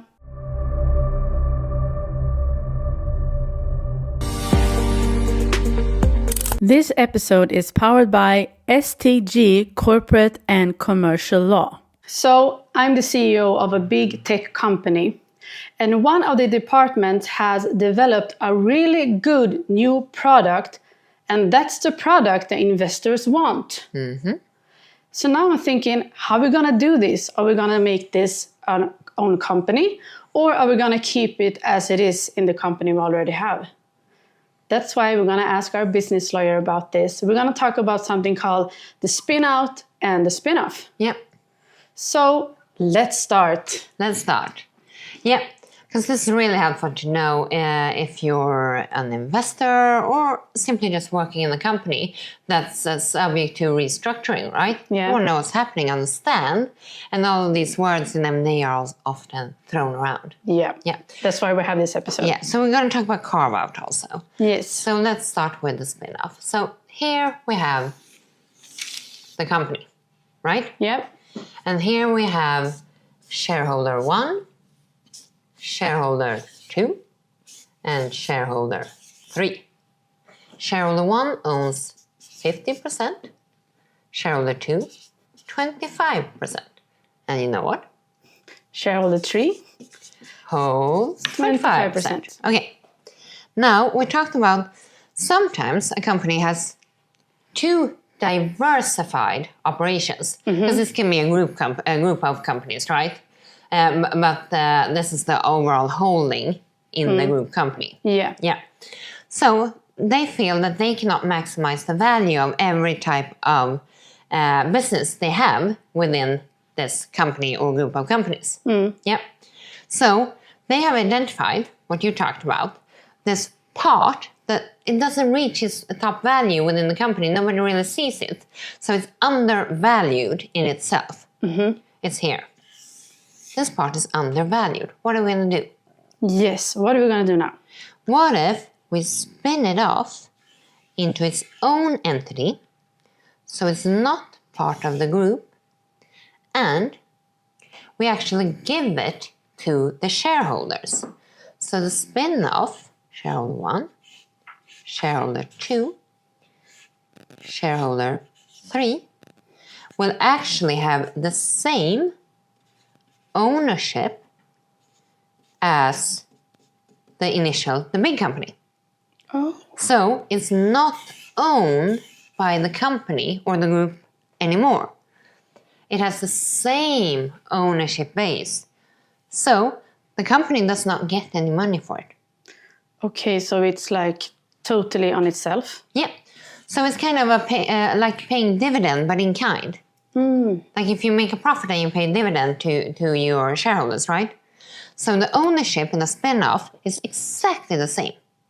And the company in itself gets no money. Okay. And then it's easier for the company to grow and have like the correct value if it's a really good one. Exactly. You can maximize value potentially much more in this way. Wow. Yeah. And when we're talking about, this is a spin-off, a spin-out, that is typically when you take that tech product or something and you just spin it out, and you might keep a little bit of ownership here, say 25%. Yeah. And you have investor new owners here. So you get some value, some payment from it, from the investors. But mostly you see a potential to maximize value. Yeah. Yeah. So you do not have the same ownership. You do not give it to your owners. Okay. And the carve-out? Yes. The carve-out, then we take this entity and we sell it off, put it into its own, and we keep some ownership. This time it's 35%. Yes. And we sell it to external investors. So we get money into the company. So the shareholders will benefit because they get cash flow. Yeah. And hopefully you can maximize the value more when it's an independent entity that can grow on its own. Okay. So spin-off, no more relation, same ownership as the group. Yeah. Carve-out, typically you keep some ownership, but you sell it off, you carve it out. Yeah. And a spin-out, that's really a carve-out. It is. Yeah, it's a less used word. You often use it in tech. You spin something out. Okay. Yep. And the only thing you should know is that this can sound like very beautiful and very clear and complete, right? Yeah, it did. But in particular, when we talk about the carve-out and trying to sell, it's often much, much more difficult than you think. Because you think, oh, it's so clear, I can just carve this out. It's such a nice, it's something else. I mean, it's producing books. All we do is YouTube channels and online marketing. Well, then when you start spinning it out, you realize, but we have the joint accounting services here, and we have the trademark here, and we all use the same sales personnel here, and we have this sharing of IP, etc. So suddenly you realize that the carve-out is much more complex than you thought, because there are interdependencies that you did not think about. Okay. So typically, when you speak to an investment banker, they're super excited and say, oh, we can IPO this in 3 months. And then you're 12 months in, struggling to get the deal done. And in particular, if the investors are haggling what they are paying for and what they are getting, you want to know what you're keeping. So, can be tougher. Can be tough, but be mindful. And now you know about this spin-off, spin-out, and carve-out. Yeah. Amazing. Amazing. So, like and subscribe to our channel, and it's not legal advice as always, it's knowledge sharing. Knowledge sharing on a messy board. Yes. But write in comments if you want me to write clearer. Yeah, please do. But I love your writings. Thank you. Can be a doctor. Yep. Until next time, keep on with your businesses. We're here for you. Hej då! Hej då! This episode is powered by STG Corporate and Commercial Law, a boutique law firm for you to call when you need direct and personal legal support.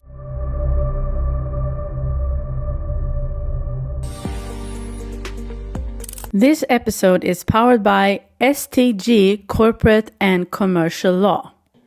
Imagine selling your company for $25 million US, only to get a claim after 6 months for $50 million US because the buyer thought this is not the company you promised.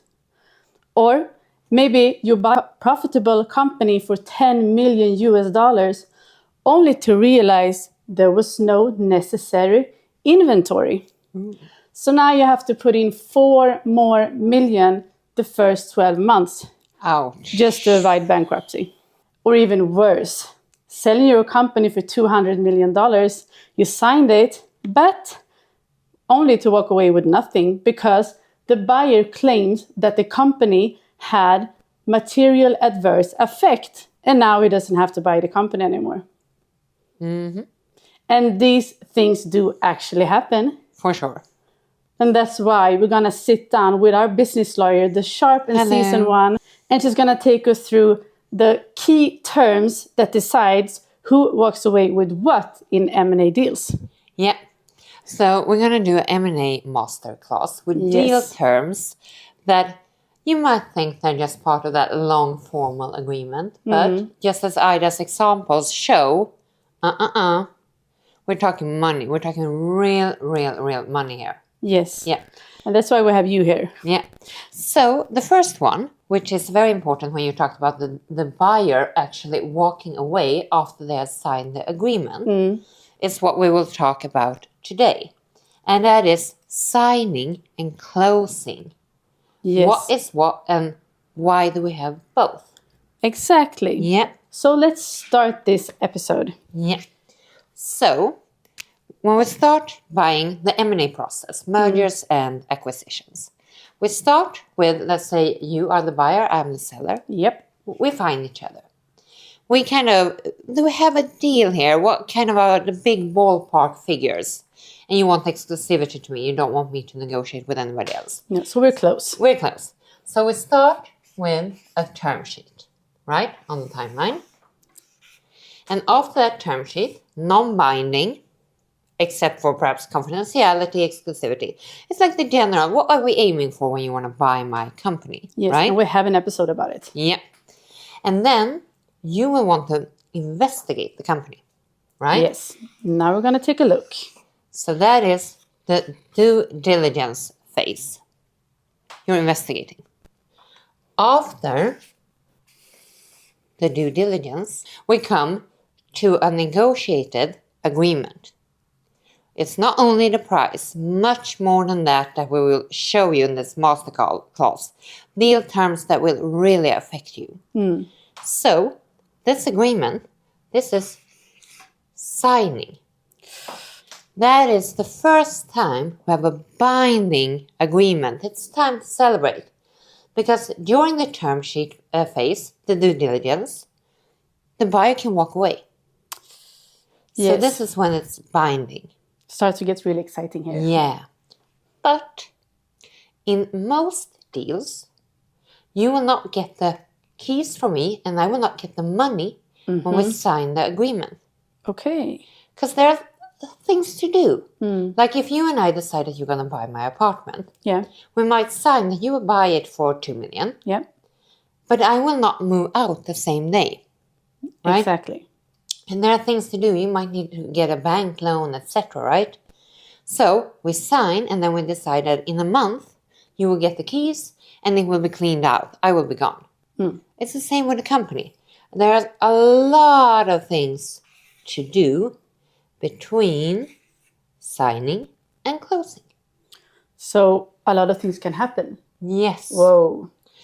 Because if we do not sign and close, then one might wonder, who bears the risk? During the time. Yeah. Because who owns the company here? Yeah. How do you know that?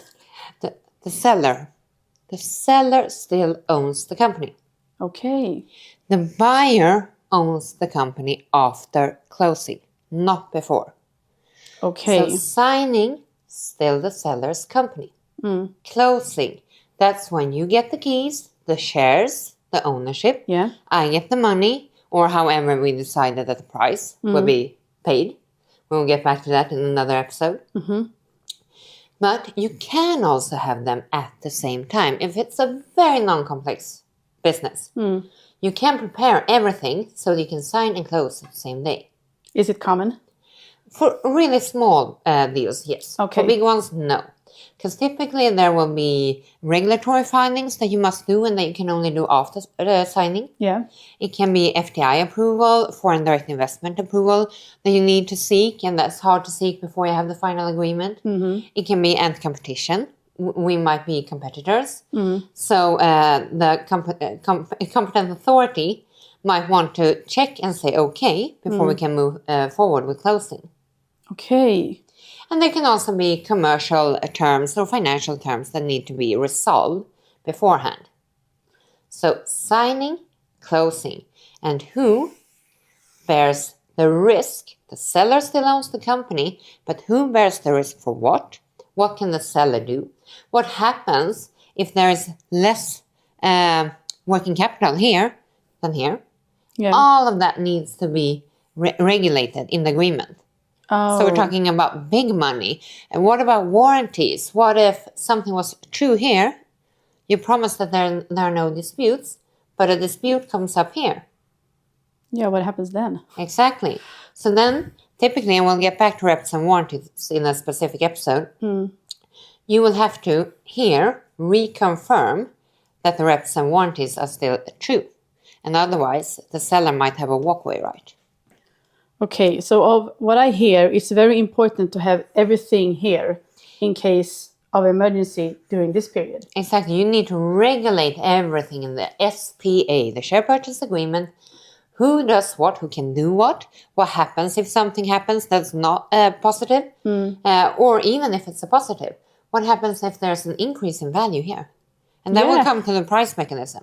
And is it a cash-free, debt-free basis you're buying it on, etc. Everything needs to be outlined here. Whoa. That's it for today.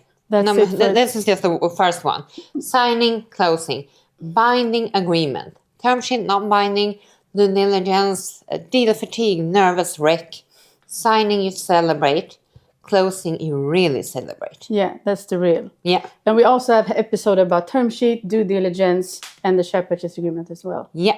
But we're going to move forward. Thank you so much for explaining this. You. Very important, this period between signing and closing. Yeah. Follow us for more advice. We're going to keep on doing this masterclass because you must know about this to save money. Yeah, for sure. Thanks for today, Kat. Thanks. Bye-bye. Hej då.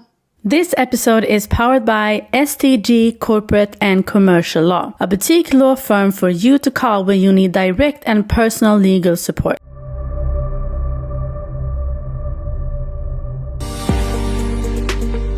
This episode is powered by STG Corporate and Commercial Law. Imagine selling your company for 25 million US dollars, and then after 6 months you get a claim of 50 million US dollars just because the buyer think, well, this is not what you promised. Or buying a profitable company for 10 millions, only to realize there were no necessary inventories. So now you have to put in 4 more millions. Ouch. The first 12 months just to avoid bankruptcy. Ouch. Or even worse, imagine selling your company, signing for 200 million US dollars, only to end up with nothing because the buyer claims that material adverse effect happened to the company, and now he does not have to buy it. Ouch. And these things do actually happen, right? They sure do. M&A deal terms. Yes. They are for real. They're not just a lengthy share purchase agreement. If you're breaking into finance, working with M&A, you're a founder, you're an entrepreneur, looking to sell your company, buying a company, trust me, deal terms, just as your examples perfectly show, are so important.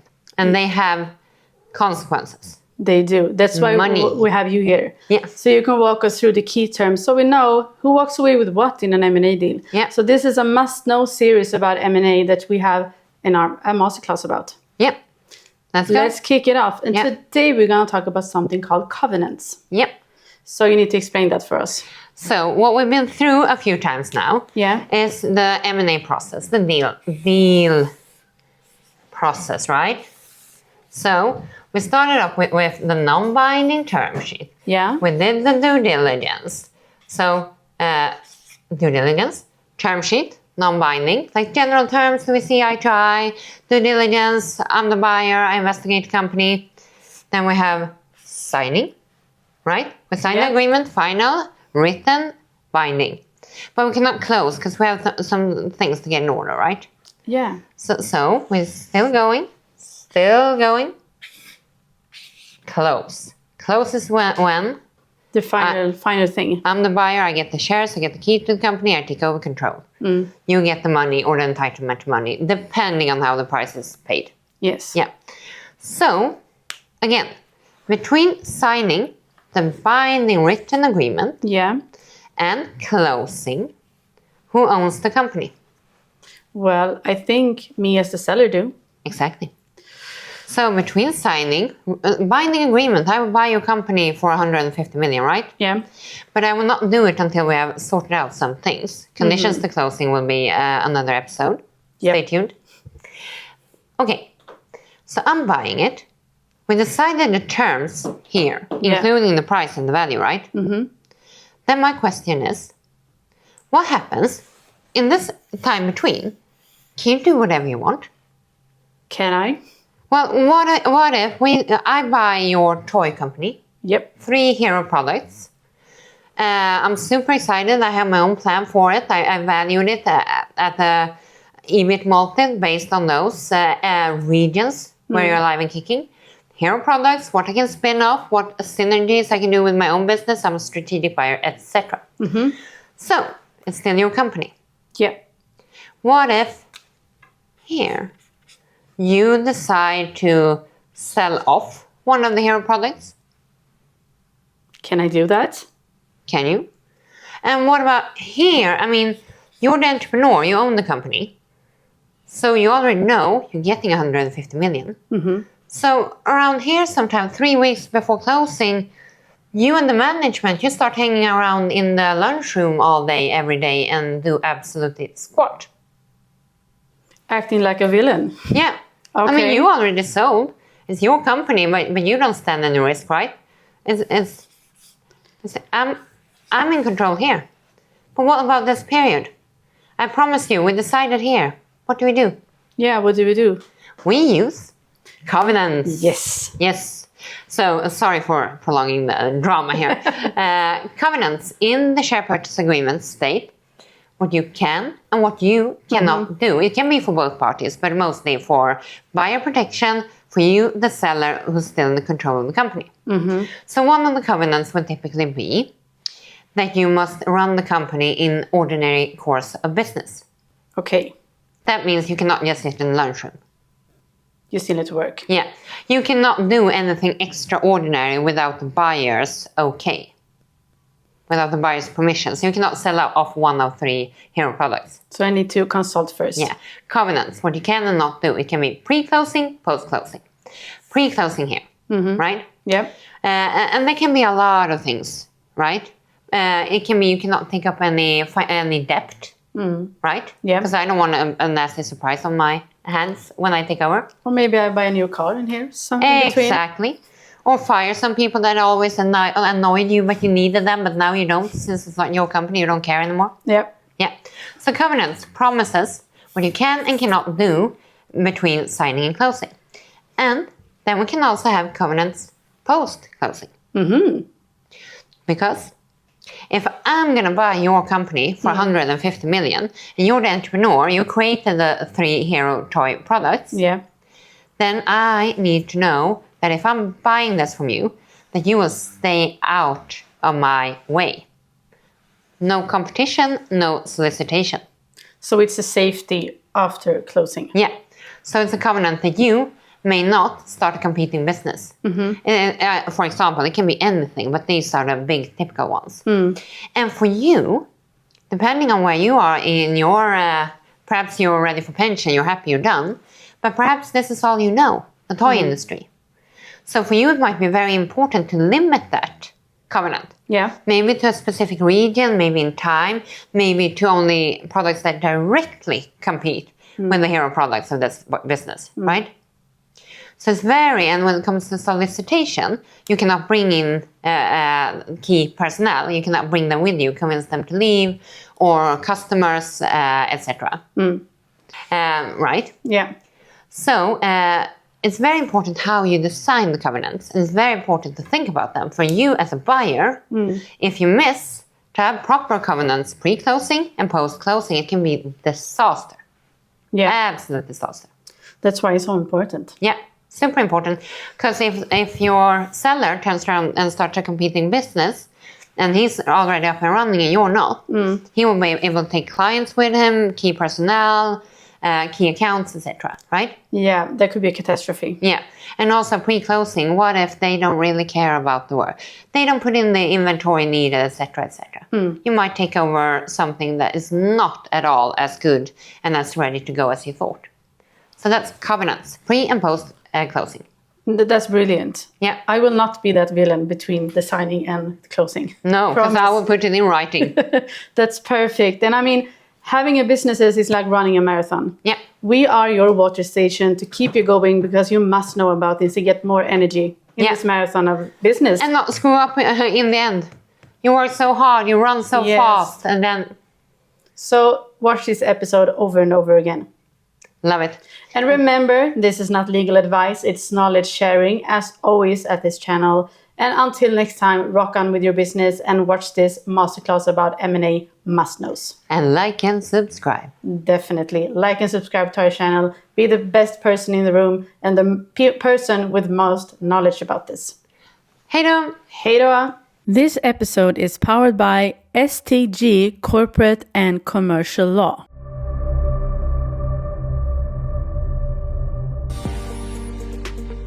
This episode is powered by STG Corporate and Commercial Law.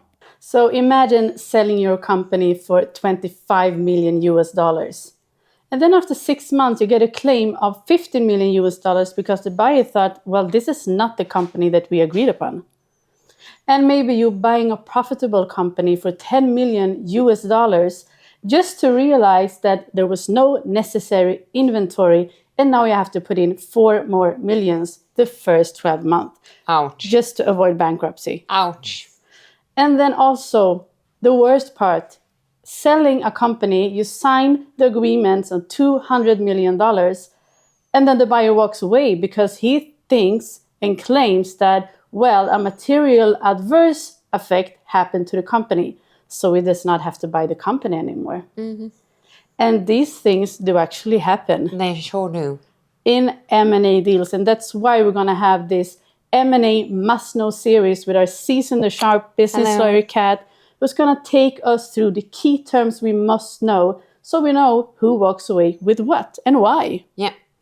So you might think that M&A deal terms is just that formal long share purchase agreement, right? Yes. But like your examples show, it's not.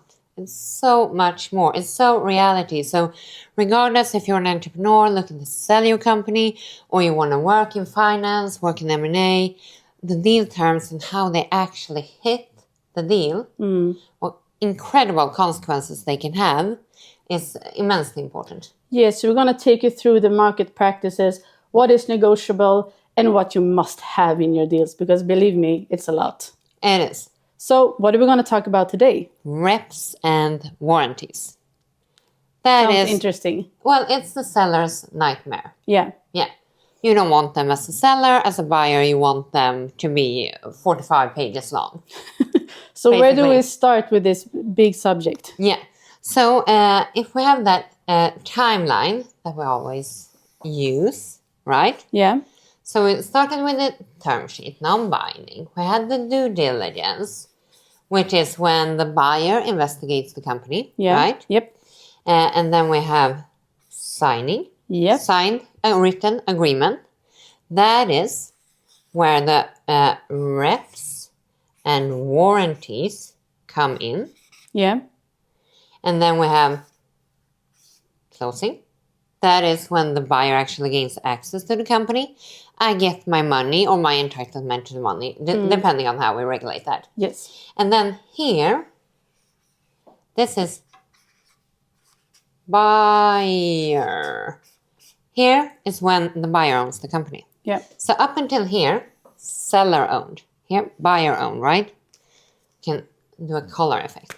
So all of this, seller, buyer, right? Yep. Closing is where we shift hands. So, due diligence. You review the company because you buy, the bottom line is that you buy a company on an as-is basis. Okay. That means it might not be perfect. So it's on your buyer beware, right? Mm-hmm. It's on your end to investigate it and find out any problems. But you're not happy with that. That's not enough for you. I want to know more. Yeah. So in the agreement, you will demand that me as the seller, that I provide you with reps and warranties. Yes. That's promises. Statements of fact. I tell you that same as has been fairly disclosed, that is what you have been told or been able to review in the due diligence. There are no litigations ongoing. We own all of our IP. We paid all of our taxes. All of the employees have proper employment agreements in place. There are no other outstanding shares, save as the ones accounted for. We own and control the company and have the capacity to sell it, etc. So, statements of fact that I promise you that same as you should have been able to discover by yourself, and this is a negotiation part, how you define the reps and warranties. I want them to be as loose as possible. But You want them to be absolute. Absolute, yeah. There are no litigations. Nothing at all. No, that's my risk, if there are. If I say same has been fairly disclosed, and to the best of the seller's knowledge, there are no litigations, then I'm more protected, right? Then it could be a litigation, but I have not breached my warranty because I didn't know, right? Yeah. Or it was disclosed if you had just looked closer at the DD material in the data room. So that's a really important negotiation point for you to really dig deep into what is fairly disclosed. Is it only the material in the data room? Yes. Is it verbal communication, other written communication? Is it only with you? Is it with your legal advisors as well, etc.? Right? So depending on how it's written, it's my fault. It's your responsibility, your risk. Yes. Damn. Yeah. So it's super sensitive. I mean, this is incredibly sensitive. Because remember, a big company, no company is perfect. No. No company is perfect. From GDPR to disputes with lawyers to commercial agreements that have not been updated properly, etc. Right? So there's always something, right? So it's super important. The reps and warranties, my statements of fact to you that they are correct. And if once you have taken over the company, you find that the reps and warranties, that said, I own all of the IP that I've listed. There are no IP infringements. And then when you take over the company, somebody comes knocking at your door saying, oh, that's my copyright. No. Then you can go back and point at the warranty and say, you know what? I'm suffering a loss now of 500K. But that is your warranty. There's a breach of warranty here. Give me the money. Then I have to pay. Right? That's why this is so important. Yeah. But if it was designed in a way where I can say, no way, that was fairly disclosed in the data room, then I'm not liable. Then I don't have to pay you. So incredibly important with the reps and warranties. Yes, I definitely understand that now. Yeah.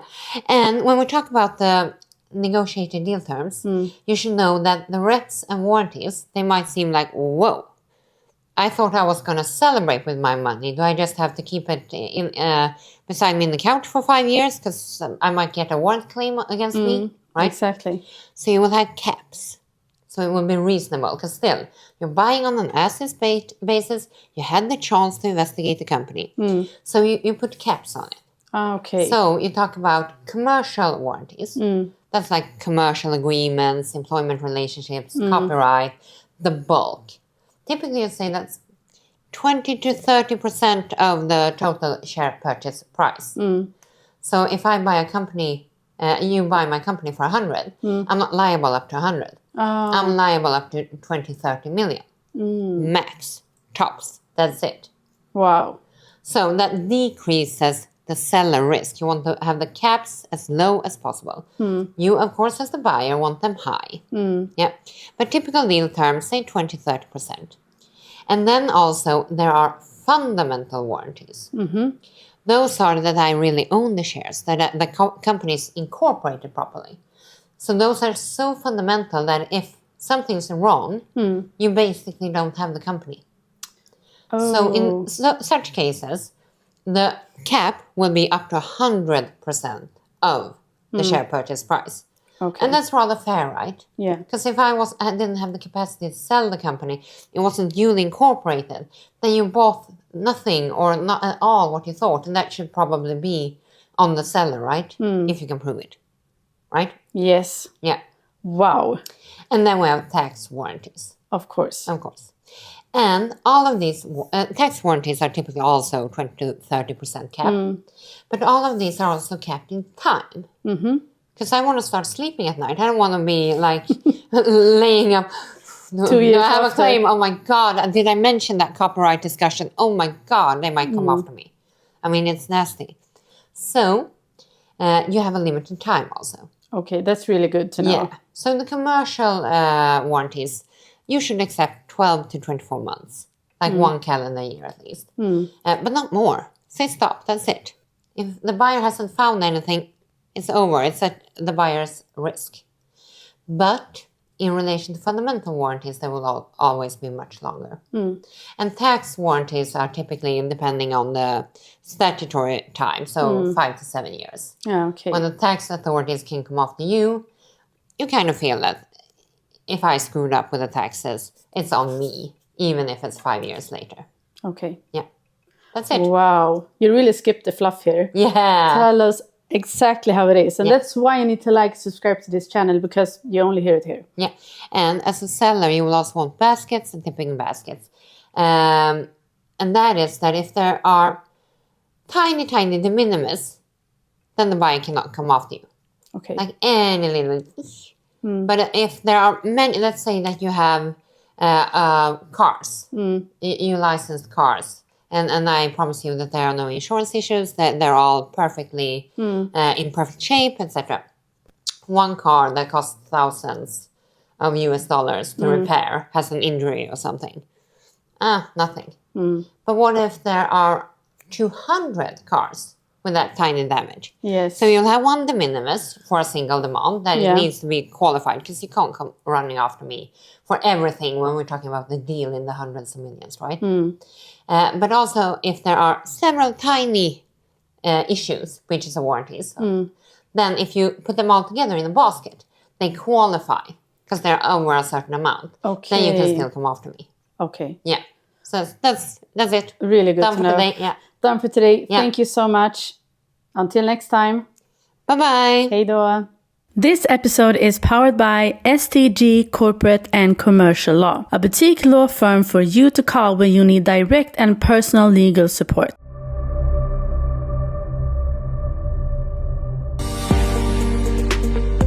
This episode is powered by STG Corporate and Commercial Law. Imagine selling your company for 25 million US dollars only to get a claim after 6 months on 15 million US dollars just because the buyer thought, well, this is not what you promised me. Or if you buy a profitable company for 10 million US dollars only to find out there was no necessary inventories and now you have to put in 4 more million the first 12 months just to avoid bankruptcy. Ouch. Or the worst one, selling your company, signing the contract, 200 million US dollars, only the buyer walks away and you get nothing, just because he claims that the company had material adverse effect. And now he doesn't have to buy the company. And these things do actually happen. And that's why we're having this M&A Must-Knows Masterclass with our seasoned and sharp business lawyer, Kat. You're taking us through the key terms so we know who walks away with what in an M&A deal. Indeed. Because deal terms are for real. Yes. So no matter if you're trying to sell a company, you're an entrepreneur, founder, or if you just want to work in finance and in M&A, the deal terms we're talking about, they're not just that lengthy share purchase agreement for us lawyers. Trust me, they are a reality. Yes. Harsh reality. Yeah, and it can save you a lot of money. Yeah, and that's why we're having cost this. you. Cost you. Yeah. So today we're going to talk about specific indemnities. Yes. So enlighten us. Yeah. So this messy little thing here, this is because the last episode we talked about warranties. Yeah. So we said term sheet, due diligence, investigating the company, signing, closing. The buyer owns the company and looks through and sees if it really is what he thought.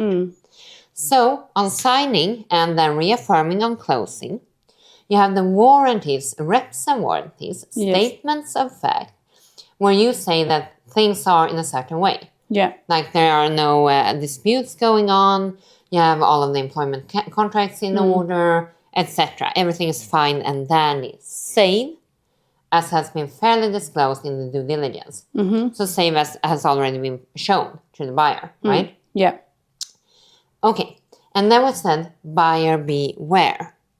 Because the buyer buys the shares, the company, as is, at its own risk. And they had the chance to investigate beforehand, right? So anything known to the buyer, they cannot come after you as the seller for, right? No. But But what if the buyer actually finds problems during the due diligence? They find out that perhaps there is a copyright infringement or a risk that there will be, right? Uh-oh. They find out that one of your, let's say your toy company. Yeah. I have a toy company. Yeah. You have 3 hero products. And one of them is this pink little princess who champions the world. And she runs around and saves founders that are about to hit the wall, right? Yes. Yeah, magic. So, you find out during the due diligence that there is a creative consultant somewhere in the US claiming that he came up with that hero product, with that pink doll.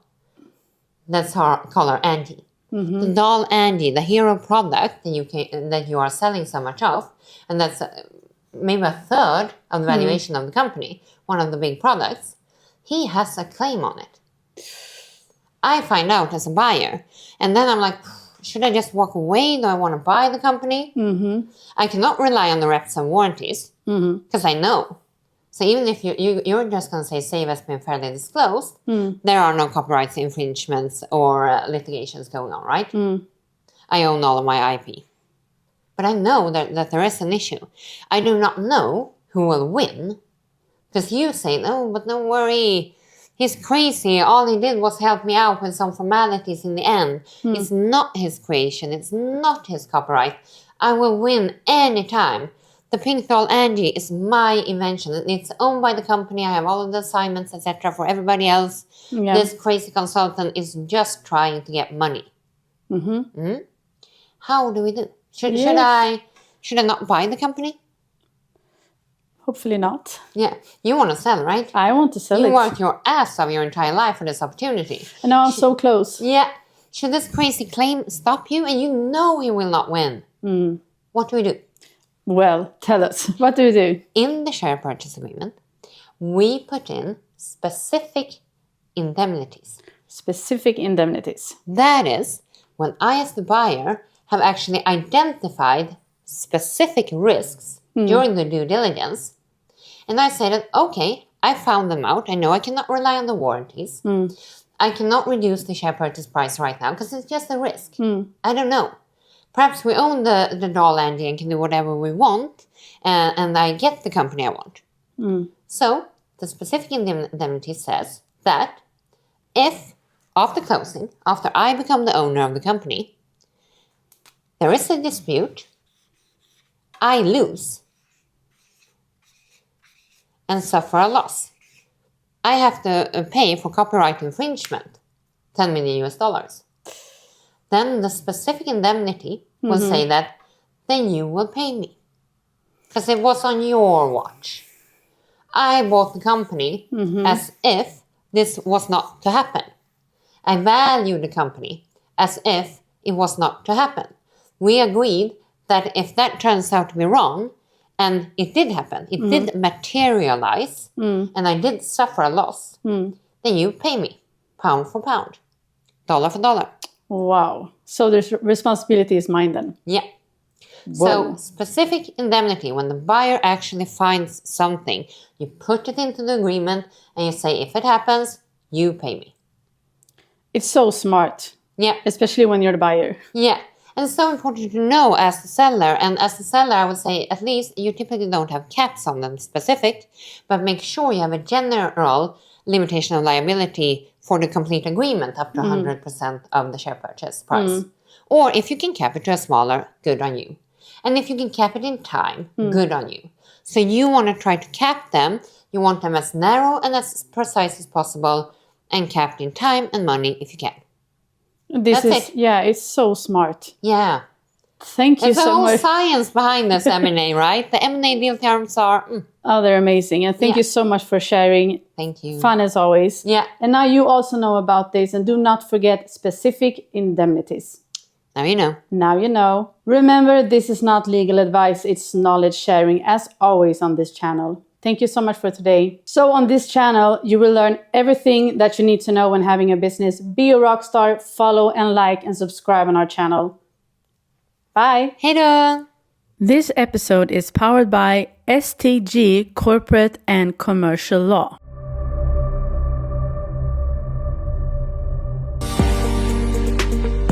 This episode is powered by STG Corporate and Commercial Law. So imagine selling your company for $25 million US. Nice. And then 6 months later, you get a claim of $15 million US just because the buyer thought, well, this is not what you promised me. Oh.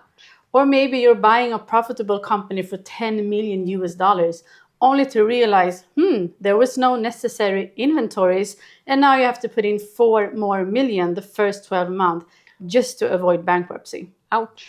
And the worst part, selling your dream company for 200 million, you sign the contract only to get left with nothing because the buyer claims that the company had material adverse effect. Material adverse effect. That's not good. Not good at all. So then you don't have to buy the company anymore. No. M&A deal terms. They are for real. So if you want to work in M&A, you want to sell your company, you want to buy a company, you want to become a business lawyer, deal terms are not just formalities in that share purchase agreement. No. They really hit hard when they hit. Yes. Yeah. And that's why we have you here, our brilliant business lawyer.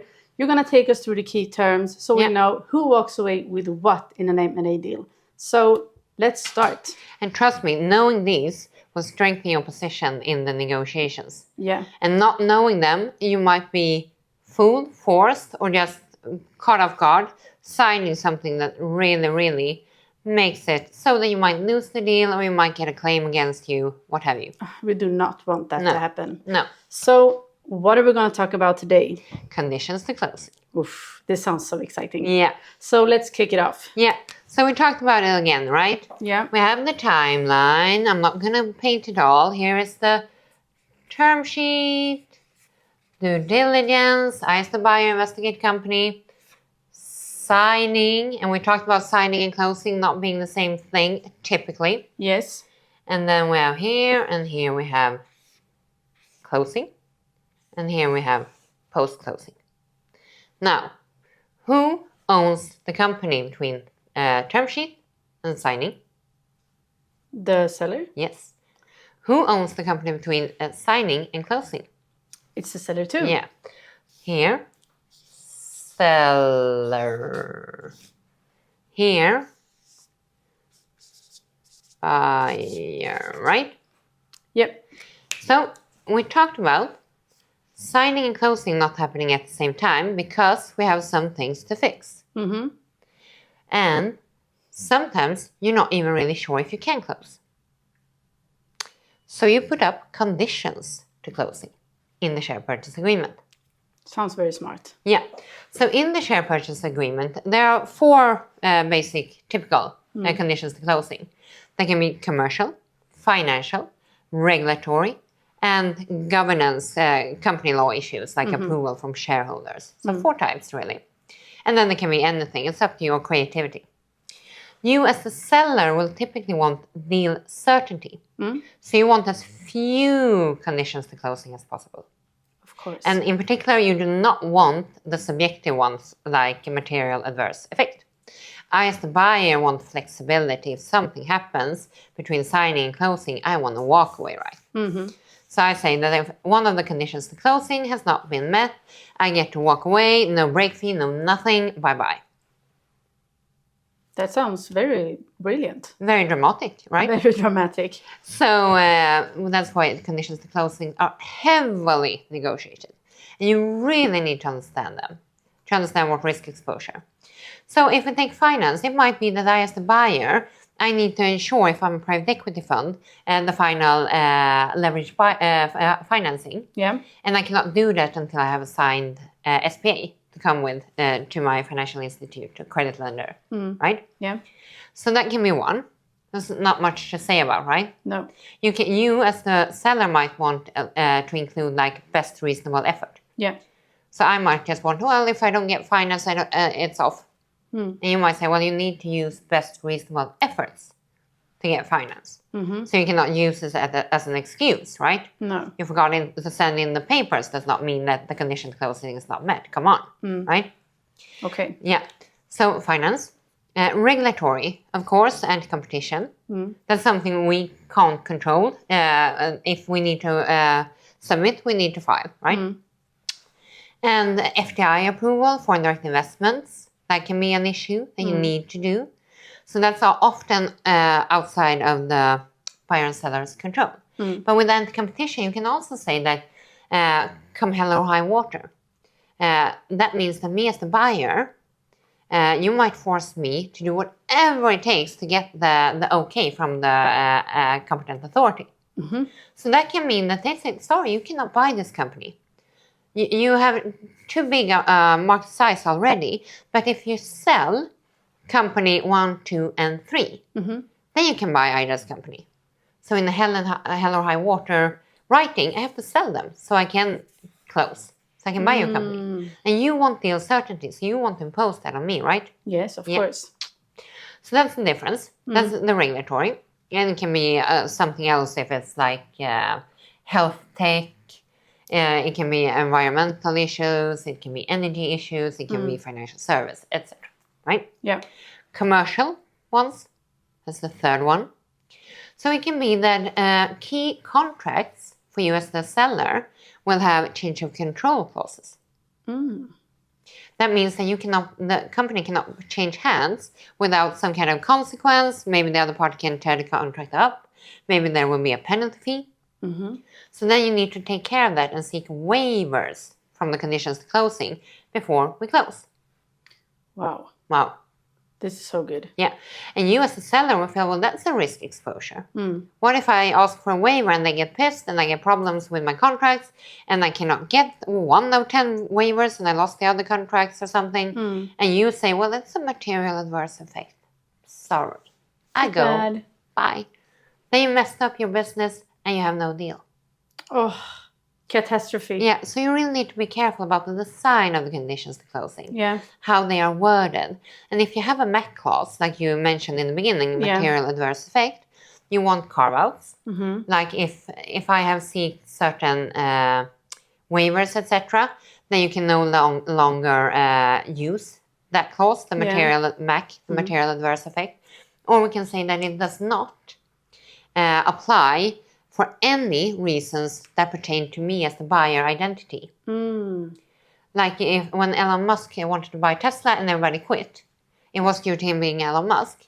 Well, then if you have a MAC, he can say, well, I don't want to buy it. Now I have no key employees. But if you have a MAC with a carve-out about the buyer identity, then you as the seller would say, well, sorry, Elon, it's because of you.